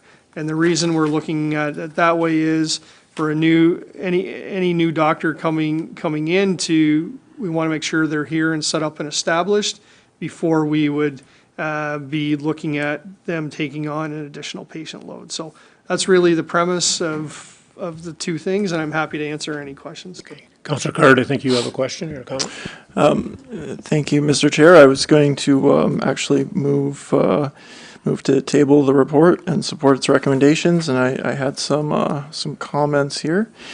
I think, like the rest of members of council, we've certainly come in contact with a lot of the unrostered patients in the community. I know certainly since 2022, I have had dozens of conversations with folks, family members, friends. Best estimates right now from physician recruitment, as Mr. Clazy mentioned, where these recommendations emanated from, 4,000 or more, even as high as 5,000 Quinte West residents without primary care. And certainly, I think a big goal of mine, and I think the rest of council, to try to move the needle on that issue this term. And obviously, healthcare is a very complicated issue, and delivering it is obviously a provincial responsibility. And we don't have the mandate or even the tools to address some of the underlying causes of the shortage. So we're kind of left in a position to treat the symptoms, to use an apt analogy.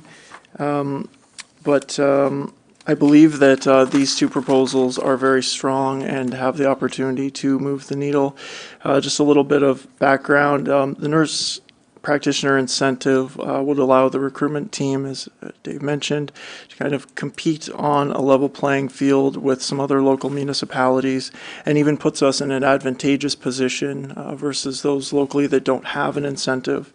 Because right now I think that there are some nurse practitioners probably who are taking that incentive, but would certainly come here if it was a level playing field there. Recruiting nurse practitioners to the hospital, walk-in clinics, and family health units will deliver more healthcare resources to the community and filling the gap. While Paula and Docs by the Bay and Wendy Warner do their best, there is, frankly, just a limited number of doctors available that every rural Ontario municipality is competing for. So it is a necessary evil, so to speak, to reach for the nurse practitioners too, as they can give very similar services. The second part of the report recommendation is potentially a game changer. Prince Edward County recently offered this incentive in an effort to maximize the rostering capacity of existing docs in the community. Makes perfect sense if there's excess capacity, if there's doctors who are willing to take more patients in the community already. That's easier than trying to convince somebody to come here from outside, or a new graduate. They're already here. So they had amazing success and cleared half of their Healthcare Connect list in, I believe it was less than a week. We were told less than a week, half of it was 1,000 people, and their council allocated more funds for 750 more, so they could, and I'm sure more folks will sign up, as the numbers go down and it becomes clear the wait times have shrunk, but they will have cleared almost 90% of their Healthcare Connect once those last dollars are allocated. So the great thing about this, that incentive to take the patients, is that if it doesn't work, if there isn't any excess capacity, if no doctors are takers for those patients, it costs us nothing. We lose nothing. We just they don't take the money, we don't spend anything. So. Councillor Sharp and then Councillor Boyce. Thank you, through you, Mr. Chair. I was just going to second the motion and really recognize the members on our doctor recruitment committee for coming up together with the physician recruitment committee with these two new incentives. So I know it's Councillor Kutsovis and Councillor Card that sit on the recruitment committee, and I just want to acknowledge them as well. And I think these are two great initiatives that I'm sure will get some great success and reduce those numbers, as Councillor Card indicated. Thank you. Thank you very much. Councillor Boyce. Thank you very much. We don't have to look far to see one of the 4,000 people in the community. I haven't had a doctor or a nurse practitioner since I've been to Quinte West. My doctor retired in Belleville, and I'm on the waiting list, but unfortunately I haven't been able to get anyone. That's why I've been very, very not pushy, but in terms of I know a nurse practitioner that's going to be graduating, and she wants to come to Quinte West. So I've been kind of talking to Councillor Card and others and Wendy about this individual, and I'm hoping now that, once council passes this, she's going to take that incentive and we're going to have our start. But I also like that other idea about the doctors increasing their existing patients. I think my doctor had, he was one of those old style doctors that had thousands of patients, and when he left, some of these new doctors are only taking several hundred, and I don't blame them, but we're missing the potential. So I love this idea, and I'm hopeful I'm going to hear soon about this individual that's going to accept this nurse practitioner, because I'm hoping to get on that list as like I say, without a doctor, it's kind of a scary thing. I hear about it all the time from certain friends who say, you got to get your blood work checked, you got to get this all, but and I agree, and it's going to be a great day when I actually get a doctor or a nurse practitioner. Okay, thank you. Councillor Quinte, you had a question, a comment? Yeah, I had to step out to relieve some pressure. It's been a long meeting already. Is the vote going to be for the recommendation that is in the staff report? That's my understanding, Like there wasn't yes. any changes or anything while I was gone? Okay, thanks. Any other questions or comments? If not, it's been regularly moved and seconded that staff report QW-2024-00091 by David Clazy, Chief Administrative Officer, regarding doctor and nurse practitioner incentives be received, and further that council approves a new incentive for nurse practitioners who sign a return of service agreement and agree to work in Quinte West, and further that the incentive be $5,000 per year with a minimum of 2-year term, $10,000 commitment, and a minimum of 5-year term, and a $25,000 commitment to be funded from the doctor recruitment reserve. And further, that the council approves a new incentive for existing doctors entitled Healthcare Connect Premium, who are willing to take on an additional 250 new patients from Healthcare Connect and agree to keep them rostered for a minimum of 5 years for a one-time incentive of $25,000 to be funded from the doctor recruitment reserve. It's been regularly moved and seconded. Any further questions or comments? Yes. Thanks. In the recommendation, I also read that we are going to have to increase the budget for doctor recruitment going forward. It doesn't say a number though, it just says they're going to recommend if we implement this, that we're going to have to increase the 2025 operating budget to I accommodate. think CEO Clazy might have an answer to that. Thank you, Mr. Chair. Through you to Councillor Quinte. It's not specific in the recommendation, but I noted in the report that if council does approve these recommendations, since there wasn't necessarily funding this year for it, we could fund it out of the reserve. But moving forward, we will need to increase our funding pot for doctor or recruitment initiatives, because with these new incentives, we wouldn't have enough money in our normal operating budget. So it's not specific to the recommendation, but it's more of a note that when next year's budget comes back, if this is approved, you'll see an increase there as well. Yeah, and I don't have an issue with that, just needed to throw that out there, and that we all remember when December and January get here, if our budget talks are going to be anything like the previous budget talks, that we've already talked about this, and that we're fully aware that this is going to, we're going to have to make an investment. Thanks. Okay, no further questions or comments. All in favor? Carried, thank you. We now move to item B, staff report QW-2024-0092 by David Clazy, Chief Administrative Officer, regarding OPP contract enhancements. The resolution reads that the staff report QW-2024-0092 by David Clazy, Chief Administrative Officer, regarding contract enhancements be received, and that further council approves the enhancements to the OPP contract as outlined in staff report QW-2024-00092. David, do you want to make any comments, or I know some of the board members here may want to talk about it. I've read through it, and I know what was done in the past. It sounds like it's just an update of what has been carried forward. Thank you, Mr. Chair. And yeah, that's correct. But with the new Community Safety and Policing Act actually coming into force effectively April 1st of this year, basically a number of the approvals that we had and structures that were set up in the past basically need to be reapproved under that new legislation. With the new legislation for the city of Quinte West and our relationship with OPP and how we've been, I don't think there'll be a ton of changes, but there's just some formalities we need to go through to reapprove some of these things. There's no change to the current enhancements that we have had for a number of years with OPP. This is basically just reapproving those enhancements under this new legislation. And it's very similar to I think it's the next report from Josh in regards to some additional items that we need to approve as well. Councillor Kosovas, question? You'll move it? Have a seconder? Councillor O'Neill? Any further questions? All in favor? Actually, I do have a question. Okay. Councillor Quinte, question? In the reports, page 52 of the agenda, I'm sure I don't know what page that is on the actual report, but we're talking about as far as the dollars of it go, that we're talking about $752,958, but then in the report, it also states that there's a prorated estimated additional service cost of $805,993.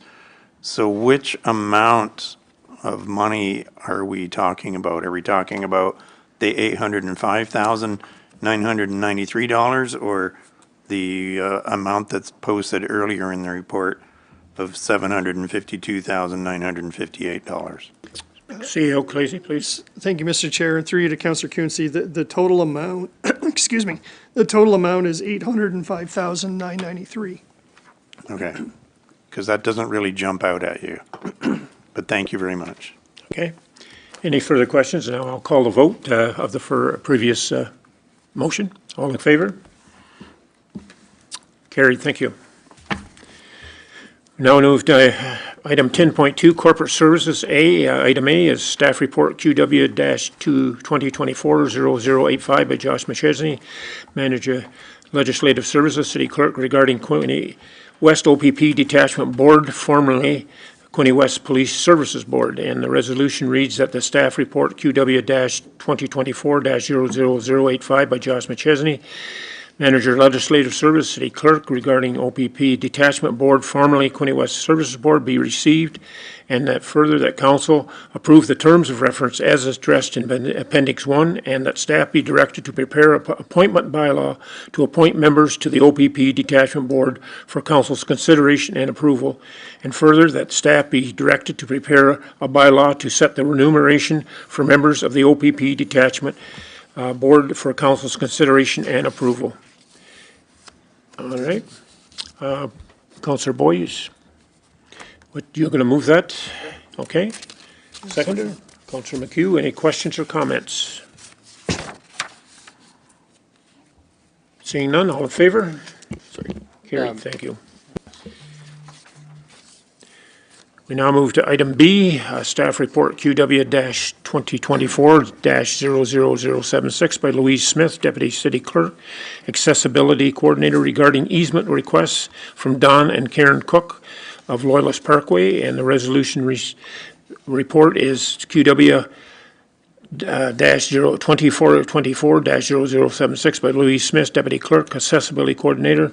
And the easement request from Donna Karen Cook, Loyalist Parkway, be received, and that staff be directed to enter into an easement agreement with Don and Karen Cook, owners of 2022 571 Loyalist Parkway, permitting access from their lands over city-owned property to Loyalist Parkway. I'll make the motion. Okay, moved by Councillor Clancy, second by Councillor McHugh. Any questions or comments regarding that? Seeing none, all in favor? Carried, thank you. We now move to staff. The next staff report, item C, is QW 2024-00101 by Louise Smith, City Clerk and Accessibility Coordinator, regarding an AGCO resolution for licensed event, a festival on the Bay Front Street Dance. And the resolution is that by Louise Smith, the Deputy Clerk, Accessibility Coordinator, regarding AGO resolution for licensed event festival on the Bay Street Dance be received, and that Council approves the request from Brandy Brown of These Four Walls, Taylor Russett of the Grind and Vine, to designate the Front Street Dance taking place on Front Street and Trenton Ward between Dundas Street West and Elgin Street from 6 p.m. on Saturday, July the 20th, 2024 to 2 a.m. till Sunday, July 21st, 2024, to be of municipal significance to obtain a special occasion permit from the Alcohol and Gaming Commission of Ontario, which is also the AGCO. So I entertain a motion. Councillor Armstrong moves it. Councillor Card second. Any questions or comments regarding that? Seeing none, all in favor? Carried, thank you. Now move to Financial Services. Item A is a staff report QW 2024-00077 from Caleb Denowden, Director of Finance and City Treasurer, regarding customer service trial and City Hall renovations update. And the resolution reads that the staff report and I'm not going to read all those numbers again, by Caleb Denouden, Director of Finance, City Treasurer, regarding customer trial and city renovations update be received, and further that council approve the continuation of the customer service counter improvements as per conditions of the trial. And further that council direct staff to present the renovation plans attached as Appendix 1 to the city's Accessibility Advisory Committee for review and feedback prior to implementation. I'll make the motion. Okay, move by Councillor Quinte, a seconder, Councillor Card. Any questions or comments regarding that, Councillor Quinte? I just wanted to thank staff for coming forward to this idea, because I support this project and want to see it continue going forward. Thanks. Okay, any further questions? Councillor Sharp. Thank you. Through you, Mr. Chair, I want to extend appreciation also to staff for the time and the data that was collected to continue to justify the decision that was made months ago, and it seems to be working well. And I was very concerned about this, and it looks like the data, based on the numbers and the feedback, it has worked well. So that is good. But my question relates to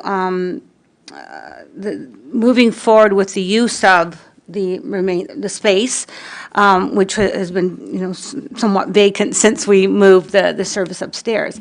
My concern is, and I know it's good, but I need to better understand why we're giving up some space, because we always need space for offices and meeting rooms and so forth, to the library. I don't mind, if they want to use the committee rooms and so forth, but it looks like part of this renovation is to give it in a permanent way. So I just don't know who could answer that, but that's the thing, because we're always looking for space. And we gave up, I know, like the council office, and we didn't have a space, and over years, and, this is another space we're giving up, so I just want to see if that's the best use. Would you like to address that, either Caleb or Director Clazy? Sure. Thank you, Mr. Chair. Through you to Councillor Sharp. When we basically looked at this, as you mentioned, that space is not being utilized by the city downstairs right now at all. We've generated and created some additional space for staff upstairs with the renovations that we did upstairs. And we tried to look at, okay, what, this being, I'm going to say, prime space in our front foyer, as opposed to just having it sitting there vacant and or basically being a storage room. We looked at, okay, what's the best use of this? And that precipitated a conversation with the library. They're willing to utilize that space and run some programming out of there. And we feel that's a good use for that, I'm going to say, front foyer space. And what we're basically, I'm going to say, trading space-wise is, in the back of the library, we are now getting some badly needed storage spaces. We all know, if you look at the back of this room, in the front foyer, we've got tables and chairs stored under the stairs and that sort of thing. So by doing this, it'll allow us to move that into a proper storage area, kind of clean up those areas, and have, I'm going to say, good use of that front community space. I guess the other caveat, and I've had a conversation with Jerry Lynn, our head librarian. I know I had a couple questions from a couple members of council regarding, okay, what if in the future we need this space back? And I've had the conversation with her, and if at some point in the future something changes and the city needs that space back, then yes, we can get that back. At the end of the day, it's our city hall, and if we need that back, we can. I would say, in fairness, it'd be through conversations and consultations with the library, but there's no reason, if the need arose at some point in the future, we couldn't have that space back. Okay, Councillor Kosovas, and then Councillor Reid, I'll get you. Thank you, Mr. Chair. After looking at the drawing, we're losing 2 washrooms, correct? Public washrooms in the library. The city's using it for storage. I just want to know that the city was equipped to handle that all the residents that use the library and such are only having the 2 bathrooms out here in the hall. Sorry, through you, Chair. The drawing is an old drawing. The washrooms are still, they're outside of that box in another location. They'll still be there. There's no changes to washrooms. Okay, thank you. And then secondly, just with the rendering, if we do have some comments, it's just the first I'm seeing of it, do we approach the librarian? Do we approach the members on council that sit on the board? This just looks a little cold to me, almost like a enclosed playpen. I don't know if anyone else is looking at it. Like, it almost looks like a a glass prison structure for people Maybe that are Councillor walking in. Reed is going to comment. She had her hand up Okay. there, so. Okay. If you had anything else before I go? No, I just wanted to know who we could make comments to that. I visited Orangeville a couple years ago, and it was a lot more inviting to children with the theme they used. Okay. Councillor Reed, maybe you can clarify some of the points, maybe. Well, I don't know if I can clarify, but I did have some concerns too, and to Councillor Katsovis's concerns. I do appreciate the data that was come from the report, and I thank you very much for that. It's great. I do think that if we are trading spaces, we also need to have it documented in writing that at any point in time, the library and City Hall and city staff, that will go back without there being some misunderstanding. Just to be fair to the library and to be fair to city staff, that should be in writing that it does revert back to the city. I do have a problem with the 50,000 renovation budget being placed on a glass wall. I know that it looks very nice in this picture, but having a glass wall, having a glass door, you know for sure that if a room for any purpose, whether it's just even a meeting room or not, is going to be cluttered and looking, and I don't think I like that look in the foyer of City Hall. I would propose that we would keep the half wall that's there, remove the counter, and then put in glass for the upper half, which would then allow the room to look tidy and neat.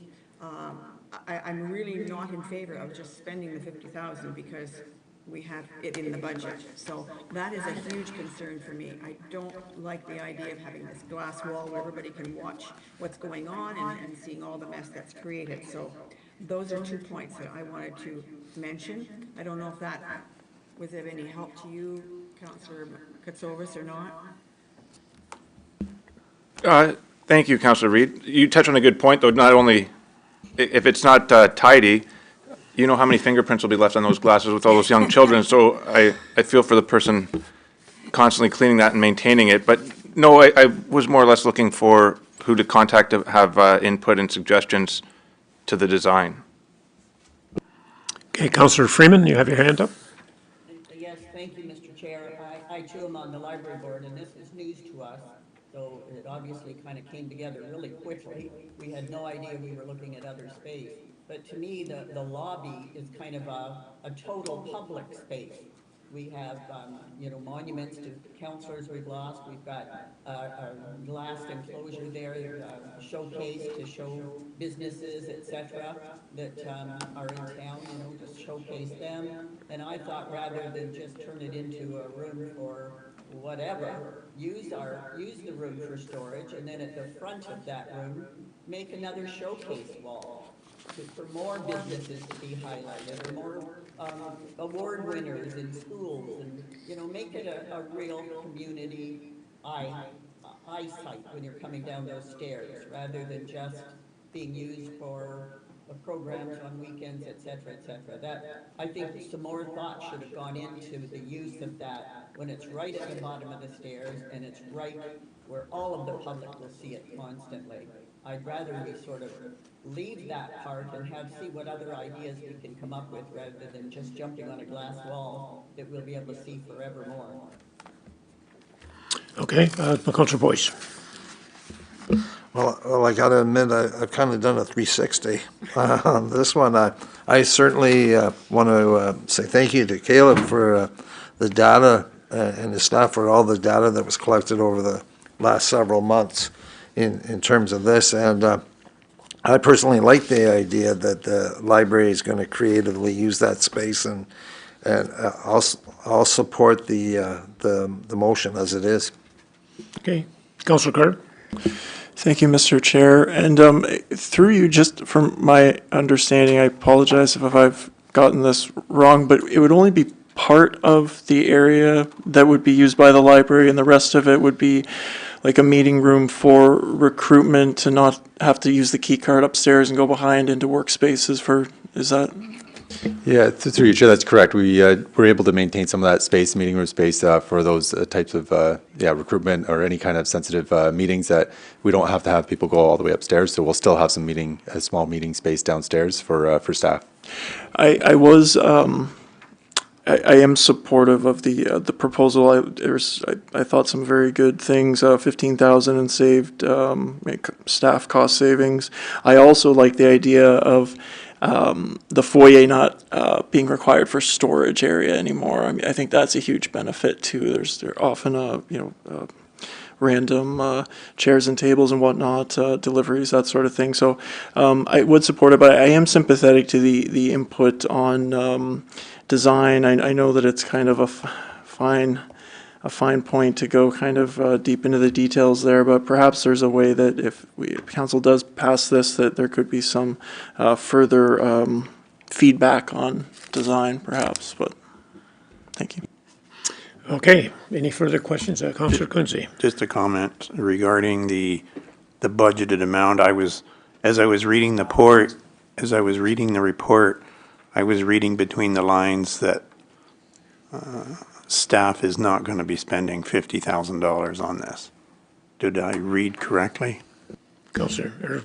Yeah, through the chair, that's correct. Doing some initial numbers, it doesn't look like we'll need the full 50,000, but there are some upgrades we could use, particularly in this room, with some chairs and more effective storage. So we'll try to use the money wisely, but we shouldn't need that much for a renovation like this. Thanks.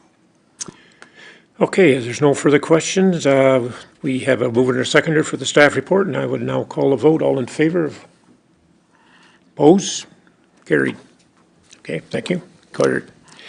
We now move to item B, staff report QW-2024-0096 by Matt Hodge, the Manager of Finance and Deputy Treasurer regarding debt projections.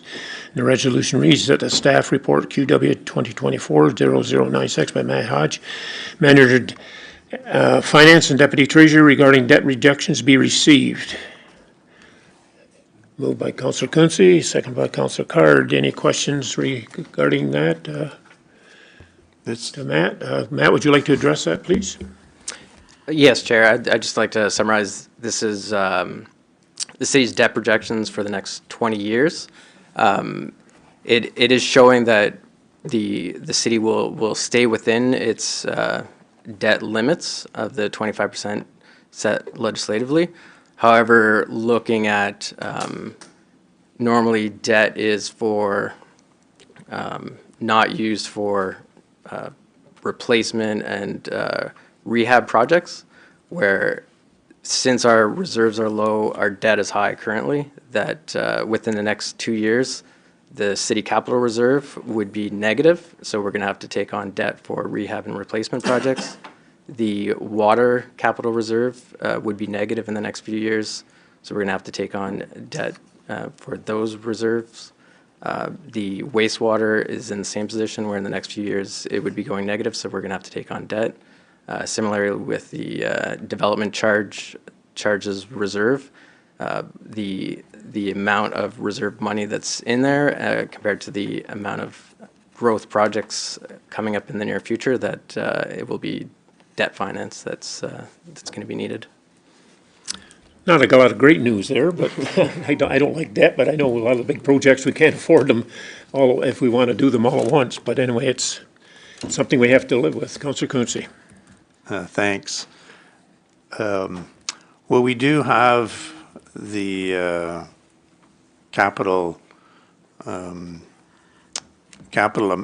that we have been utilizing for the past number of years, and it's making CAO Clazy look like a genius when he was Director of Finance, came to us, I don't remember the year, but it was like 2016, 2018, somewhere in there, when he suggested that we do a 5% capital fund to the tax base, and we ignored him for 3 or 4 years before we started the 1%.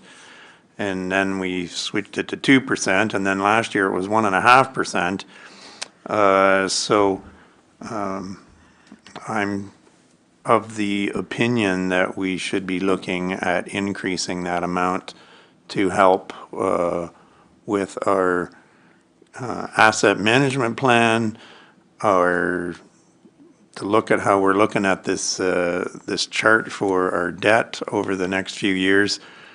we are going to be handcuffing future councils with some of the projects that we really have to do. There's no way around it if we're going to continue to try to do our best to keep our city safe and happy and running as smooth as we can make it run, which to some people it's not running smooth and other people think it's going great. I happen to be one of the ones that think we're doing a great job. But I also see that that we're going to have to make some investment to keep that going forward to follow our strategic plan. Anyhow, those are my comments, and I will make the motion to support or to receive the report. Okay, seconder, Councilor Card. Thank you. I'll Okay. second, have just a brief Okay, comment if I one may. comment, okay. Thank you, Mr. Chair. I just had a question through you to Matt. I guess looking at the first chart, the combined debt capacity peaks in 2032, and then the trough 2043, going back down to 54% from 70%, the peak in 2032.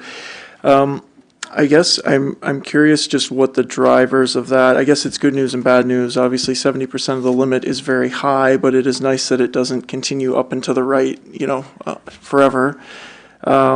Is this, would you say, I realize digging into it, the water and wastewater are disproportionate drivers, but do you think that this is happenstance with the FBI trunk project and some of the other larger projects happening in kind of the late 20s, early 30s? Or would you say, from your professional opinion, is this more related to kind of rates and DCs falling behind actual costs over time? What would you say to that?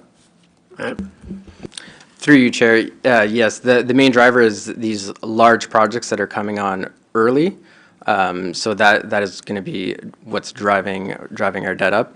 The offset is the 2% increase in the capital levy to offset some of these payments. So we are slowly starting to build our reserves. As long as we keep building that 2% per year, then that it grows what we can spend without using more debt. So that's what's the key to starting to roll over and not need to keep taking on debt in the future years. So it'd be fair to say that if we come back from that 2% or went back to zero, no capital levy, then it will just go up to the right and it'll be at 100% in 2046 or something, or even before then, Yes, potentially. it's Okay. the 2% is compounding annually, so the effect of even losing 0.5% per year, and that is exponentially over time. Okay. Councilor Coetzee.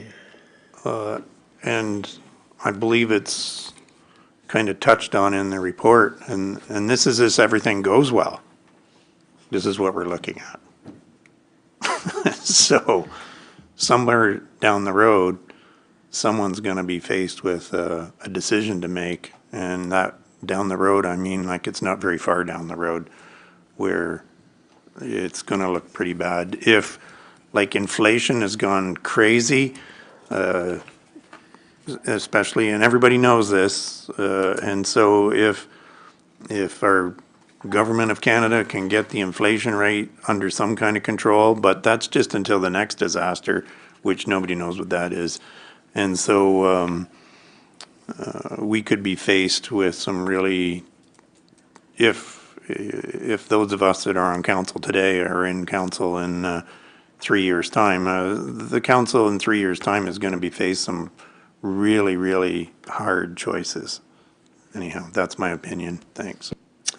Okay, thank you. Okay, we have it regularly moved and seconded. All in favor of the reception of the report? Carried, thank you.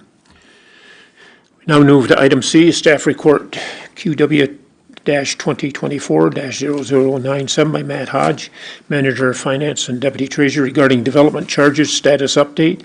And the resolution reads that staff report QW-2024-0097 by Matt Hodge, Manager, Finance and Deputy Treasurer, regarding development charge status update be received. And I think we've had quite a few tonight. And now your turn to give your kick at the cat on your take on it. And I think we all know where that's got to go, but. Yes, thank you, Chair. The DC details and the calculations, which Sean Michael spoke to, are in this report, but there's also things in this report that he didn't touch on. So the other side is the money coming into the city from development charges. So right now, our reserve balance is not nearly high enough to be able to afford all these growth required projects coming up in the very near future, which is why debt will be taken on for pretty much all these large upcoming projects. Even with not completely paying for the projects and just using debt to make the payments, it's showing that in the next 10 years, the amount of development charge revenue collected per year will be lower than the debt payments required for these growth projects. The other part in this report that didn't get touched on as much as if there are exemptions or certain things that the city's going to move towards, if it's growth required, then if it's not through the DCs, then yes, the taxpayers, the ratepayers would have to pick up on it. The other side is when like a new Parks and Recs master plan or new projects and new master plans come around, we can open up the DCs. We can add new projects and new items to the development charge and adjust the development charges accordingly. Okay, thank you. Questions, comments? Councillor McHugh? Through you to Matt. Can you combine the two, the one we just talked about, debt projections and development charge update? If we were at the projected 37,000 roughly today, would that have made a big difference in your projections? Through you, Chair. The difference would have been in the past few years, we would have collected more in DC revenues. So the $10 million in reserve development charge reserve funds, we would have more development funds available. However, the 100 and some million over the next few years that are required for growth, we still would not have enough funds to be able to outright pay for those. Councillor Carter. Thank you, Mr. Chair. Through you, that was a very surprising. So you're saying if the DC charges were kept the same, that by the end of the decade, you said, or within 10 years, we wouldn't even be able to service the debt that was taken out for the projects? Through your chair, that's if they go up, not if they stay the same. If they go up. If they did go up. Yeah, if Okay. this is all based on the development charge. The 37,000, 36,000, Yes, okay. Yeah, that is a very dour statement. I think that for like an individual in a household, that would be the equivalent of saying you work the whole month, you pay your mortgage, you pay your rent, your food, your clothing, your gas, your insurance, and then at the end you don't have enough to pay the interest, the minimum payment on your credit card. That's essentially, I think, the analogy. Thank you. Okay, any other questions, Councillor Quinte? Yeah, sorry, I should have asked this. I just need a clarification. So, page 101 of the agenda, which is page 4 of the staff report, there's an example that's given it, and I'll just read it to buy your time to go look for it, or maybe you know what I'm talking about. For example, funding $10,000 of the residential urban area, development charge would require an additional increase in property taxes of 1% and an additional annual increase in the water and wastewater rates of 3.4%. Is that dollar value of $10,000, is that correct? Because 1% is on the property taxes, that's a lot more than $10,000. So what are we referring to, or is that the right amount in the staff report? Matt? Through your chair, we're talking about the residential development charge amount. So currently it's 15,000. The new calculation is 37,000. So if we were to artificially drop that down from 37 to 27,000 per house, that's the effect on the residents. Okay. I just found that confusing how that was presented. So you're saying that if we don't make the increase, then this is what could be faced in property taxes and an annual increase in the water and wastewater rates. Is that how, am I understanding your explanation? Yes, it's an example of if the calculated development charge of 37 is lowered by 10,000. Okay. All right, thank you. That was all. Mr. Clerk, I can't remember whether I had a mover and a seconder for that, just to refresh my memory. No. I didn't think so, but I thought I'd better check. Moved by Councillor Boyce, second by Councillor Armstrong. Any other further questions or comments? If not, all in favor receiving the report. Carried, thank you. We now move to item 10.4, Public Works Environmental Services. And the first item is item A, Staff Report QW-2024-00100 by Chris Angelo, Director of Public Works and Environmental Services regarding uplist and of surface treated roads, and the resolution reads that staff report by Chris Angelo, Director of Public Works regarding updated list of surface roads be received. Chris, do you want to address this? I see a scary report from Prince Edward County. They're going to revert a lot of theirs back to gravel. I hope we're not going to do that. But anyway, when I read this, that's the first thing that come to mind. So maybe you could address that, please. Yes, thank you, Mr. Chair. As many council members will recall, during the capital budget deliberations, I had mentioned that we had included a number of surface treated roads that staff originally came up with, but that would be subject to a spring review by staff.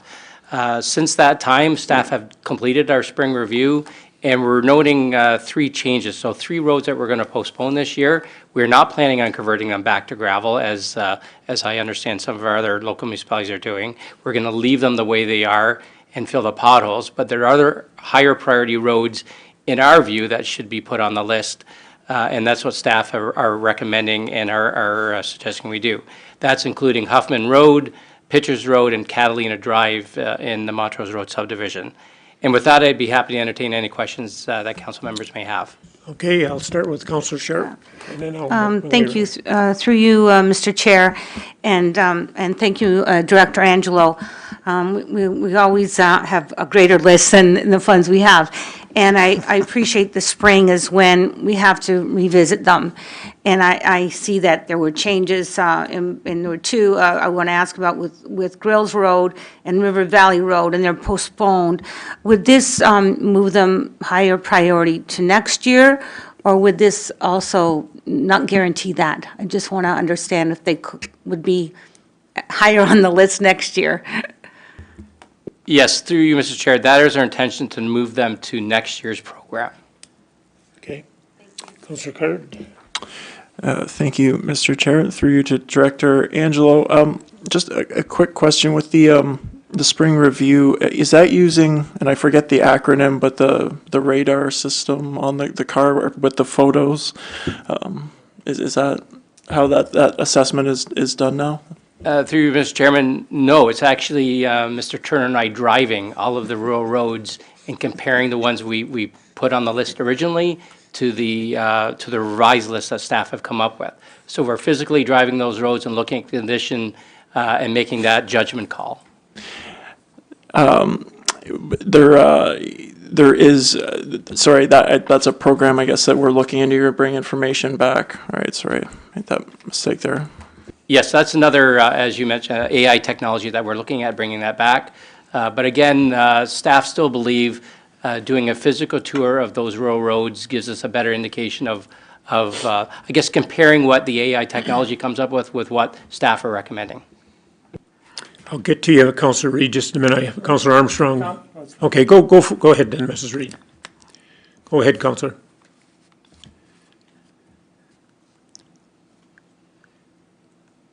If you got a question? No, I don't have a question, I was just going to move the motion. Oh, okay. I see your hand there. I thought maybe you had a question or comment. Councillor Armstrong. I just had a question about the treatment process itself. I was talking to somebody in York subdivision, and you're using something different, not asphalt, but not chip, but something different. What is that? Through Mr. Chairman, I guess the answer, no. We are using pavement, just a thinner layer of pavement in the York subdivision in the main streets. On some of the intersections, we're doing 2 lists of pavement. because that's where you get the turning movements and some of the damage from the truck tires. But that road is existing asphalt pavement. That's why we're doing asphalt pavement back in there. Okay, Councillor Quinte. Thanks, Chair Ellier. Thanks very much, Director Angelo, for your list. Many of my neighbors are all excited. They're jumping up and down, those that live on unused Catalina. But this is like a difficult choice to make. Mr. Angelo only has so much money to work with, and we have so many much more roads than we actually have money to deal with this issue. So hats off to you, sir, and your taking the bull by the horns, like literally going to drive these roads. And I'm sure, I know you and Mr. Turner have been doing this for a really long time, and you have your methods that you use to make these decisions. And so hats off to you, and I'm going to support your decisions, as I've always had. I had one little question, and I know I asked this question in the past, but the Frankfurt Road between Loyalist Wallbridge Road and Rose Road, where is that road on the agenda for a resurfacing? Is that like 5 years down the road, 10 years down the road? Because the shoulders of the road are like breaking up in various sections along there, and there's been numerous potholes that have popped up along the way, and I know we're right on it as fast as we can get there, but just when might that section of Frankfurt Road be looked at for resurfacing? Through you, Mr. Chairman, I can't recall off the top of my head. I know it's within the next 10 years. I can certainly look it up in the capital plan to see where we've got that forecasted. Okay. And certainly get back to you on that. Yeah. Thank you very much. Thanks, Okay, and great report, and I'm going to support it. I think Mrs. Reed moved the recommendation, and I'll have a seconder. Councillor McHugh. Yeah. Any further questions or comments? If not, all in favor? Carried, thank you. We now move to item B, staff report QW-224-0094 by Robert Jackson, Manager Engineering Services, regarding sanitary sewer upsizing on Old Willow Road. And the resolution of Mr. Jackson and Manager Engineering is to that the report be received, and that the 2024 total capital budget for sanitary sewer upsizing Old Willow Road project of $2.2 million be increased by $25,000 for a total of $2.45 million by increasing the sanitary budget through wastewater capital reserve by the same amount. Any comments on that? Robert, do you have any comments you want to make on that, or Chris? I can, Mr. Chairman. As many of you know, the upsizing of the sanitary sewer on Willow Road is something that's critical to the to that telephone road service area for the number of developments that's happening along that whole corridor. We recently closed tenders with 4 bids, the lowest bid being about $250,000 more than what we had budgeted for. And staff are recommending that that $250,000 come from the wastewater reserve fund to fund that overage in that line item of that budget. And with that, Mr. Jackson or myself be happy to answer any questions you may have. Okay, thank you. All right, Council, Councillor Quinte. Well, I'm going to move it, but this is just another example of inflation, and the cost of equipment and labor to do these kind of jobs is eating away at our reserves. Director Angelo said, like, this is a must-do project, and here we are. We were just talking earlier in the meeting about our debts going forward, and here we are taking reserve money to get a project going that we desperately need to do. And I just was wanting to just make a comment that are to our citizens, that this is the stuff we're faced with almost monthly now, where we get a project and we're having to spend more money to get the work done than we originally anticipated. That's all. Thanks. Okay. Any further questions or comments? We got to move in a second for that, I believe. I need a second, Okay. Mr. Chair. All right, Councillor Quinte then, okay? All in favor? Carried, thank you. We now move to item 11, correspondence for council decision, and the first one is a decision item, Quinte West Gardens Growing Community request for city signage, and through a letter, Councillor Armstrong, please. I'd like to put a motion on the floor to approve the purchase and installation of a promotional directional sign by the City of Quinte West for the Quinte West Gardens Growing Community. Okay, second by Councillor Card. Any further questions or comment? Just, do we know how much it's going to cost? Oh, okay. Director Angelo. Director Angelo, would you address this, please? Thank you, Mr. Chairman, and through you to Councillor Quinte. I've estimated a little less than $1,000 to do this. Originally, we were thinking there were more than one sign, but when I talked to Claire Marchant and Colette Richardson today, it's the one sign, double-sided on Front Street that they're looking for directions on Guelph Street to get to the community gardens. And with that in mind, I got an estimate around $1,000 to have the sign constructed and then installed. Excellent. Excellent. Thank you. Okay, no further questions or comments. All in favor of the motion? Carried, thank you. We now move to 11.2 proclamations, and item A is a submission received from Lorraine O'Quinn, advocate requesting council's proclamation of August the 12th to the 16th, 2024 as Empower Health, Embrace Hope Diabetic Awareness Week in the City of Quinte West. And the resolution reads that council proclaim August 12th to 16th as Empower Health, Embrace Hope Diabetic Awareness Week in the City of Quinte West, and further that the Quinte West sign and Veterans Skyway Bridge be illuminated in the color red from August the 12th to 16th, 2024, pending no scheduling conflict.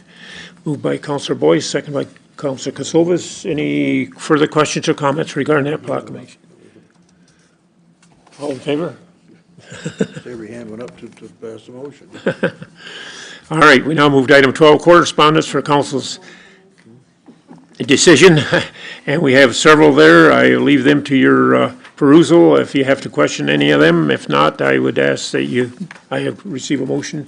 Councillor Armstrong, Councillor McHugh moves that we receive any questions or comments. Seeing none, all in favor? Carried, thank you. And then we have 12.2 non-printed. City of Quinte West applications for consent minor variances. They'll be the ones coming up in a week from this Thursday. And I would entertain a motion to receive them. Councillor O'Neill, Councillor Quinte, any further questions or comments? All in favor? Carried, thank you. No notices motion. Councillor, or I should say Director Clazy.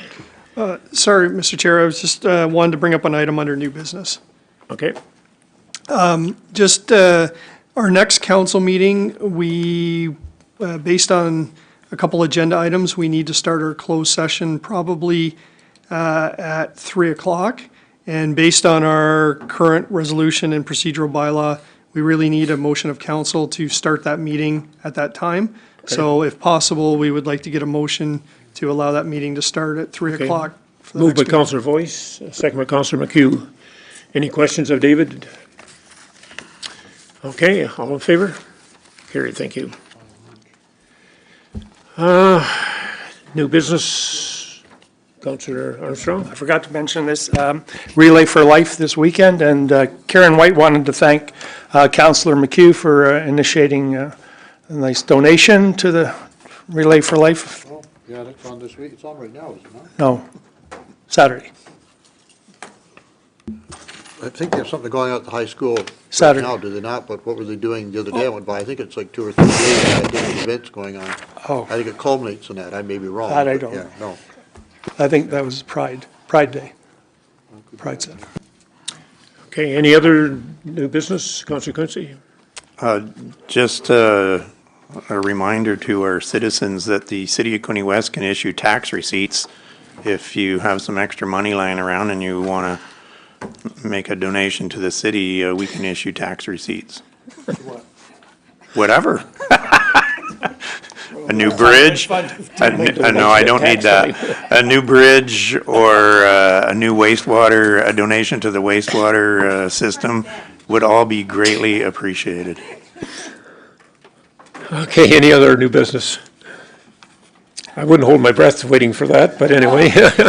If you're at the. Maybe there are some generous people out there. If you're at the Trenton wastewater plant, if you ever take a tour, you don't need to hold your breath while you're there, which I found absolutely amazing when I did my tour of the wastewater treatment plant, where you walk through the building, you take your tour, you see how clear the water is when it leaves that plant.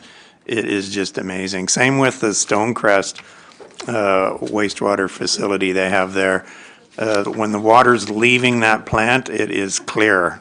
You might not want to drink it, but but the water is clear, and all the sediments and the material that's leaving that plant has all been filtered out. It's truly amazing. Thank you. Okay, well, we'll get into item 15 here. The night is getting long and dragged out here, and they're going to be firing me for doing this the next time, because it seems to me like it's been going on forever, but we've dealt with a lot of items here. So anyway, we're into bylaws, and I would ask for a motion to receive the bylaws. Councillor Card, Councillor Boyce, any further comments or questions regarding them? If not, all in favor? Carried, thank you. Now we get into financial services. Being a bylaw to adopt, well, I guess that's part of the other, and then planning and development services. Could I have a motion to receive that resolution? And it reads that being a bylaw to designate property known as 62 County Road 5 as being of cultural heritage value or interest, and the bylaws be read a first, second, and third time, and that said bylaws having now been read and passed. Is that the property at Wooler? I was just, I was pretty sure in case somebody didn't know about that, so, okay. Okay. That's covered under the other bylaws. I want a clarification on where that place was in case somebody asked, so. Okay, now we're into confirmation bylaw. Councillor Sharp, Councillor Card. And then the hard one, adjournment.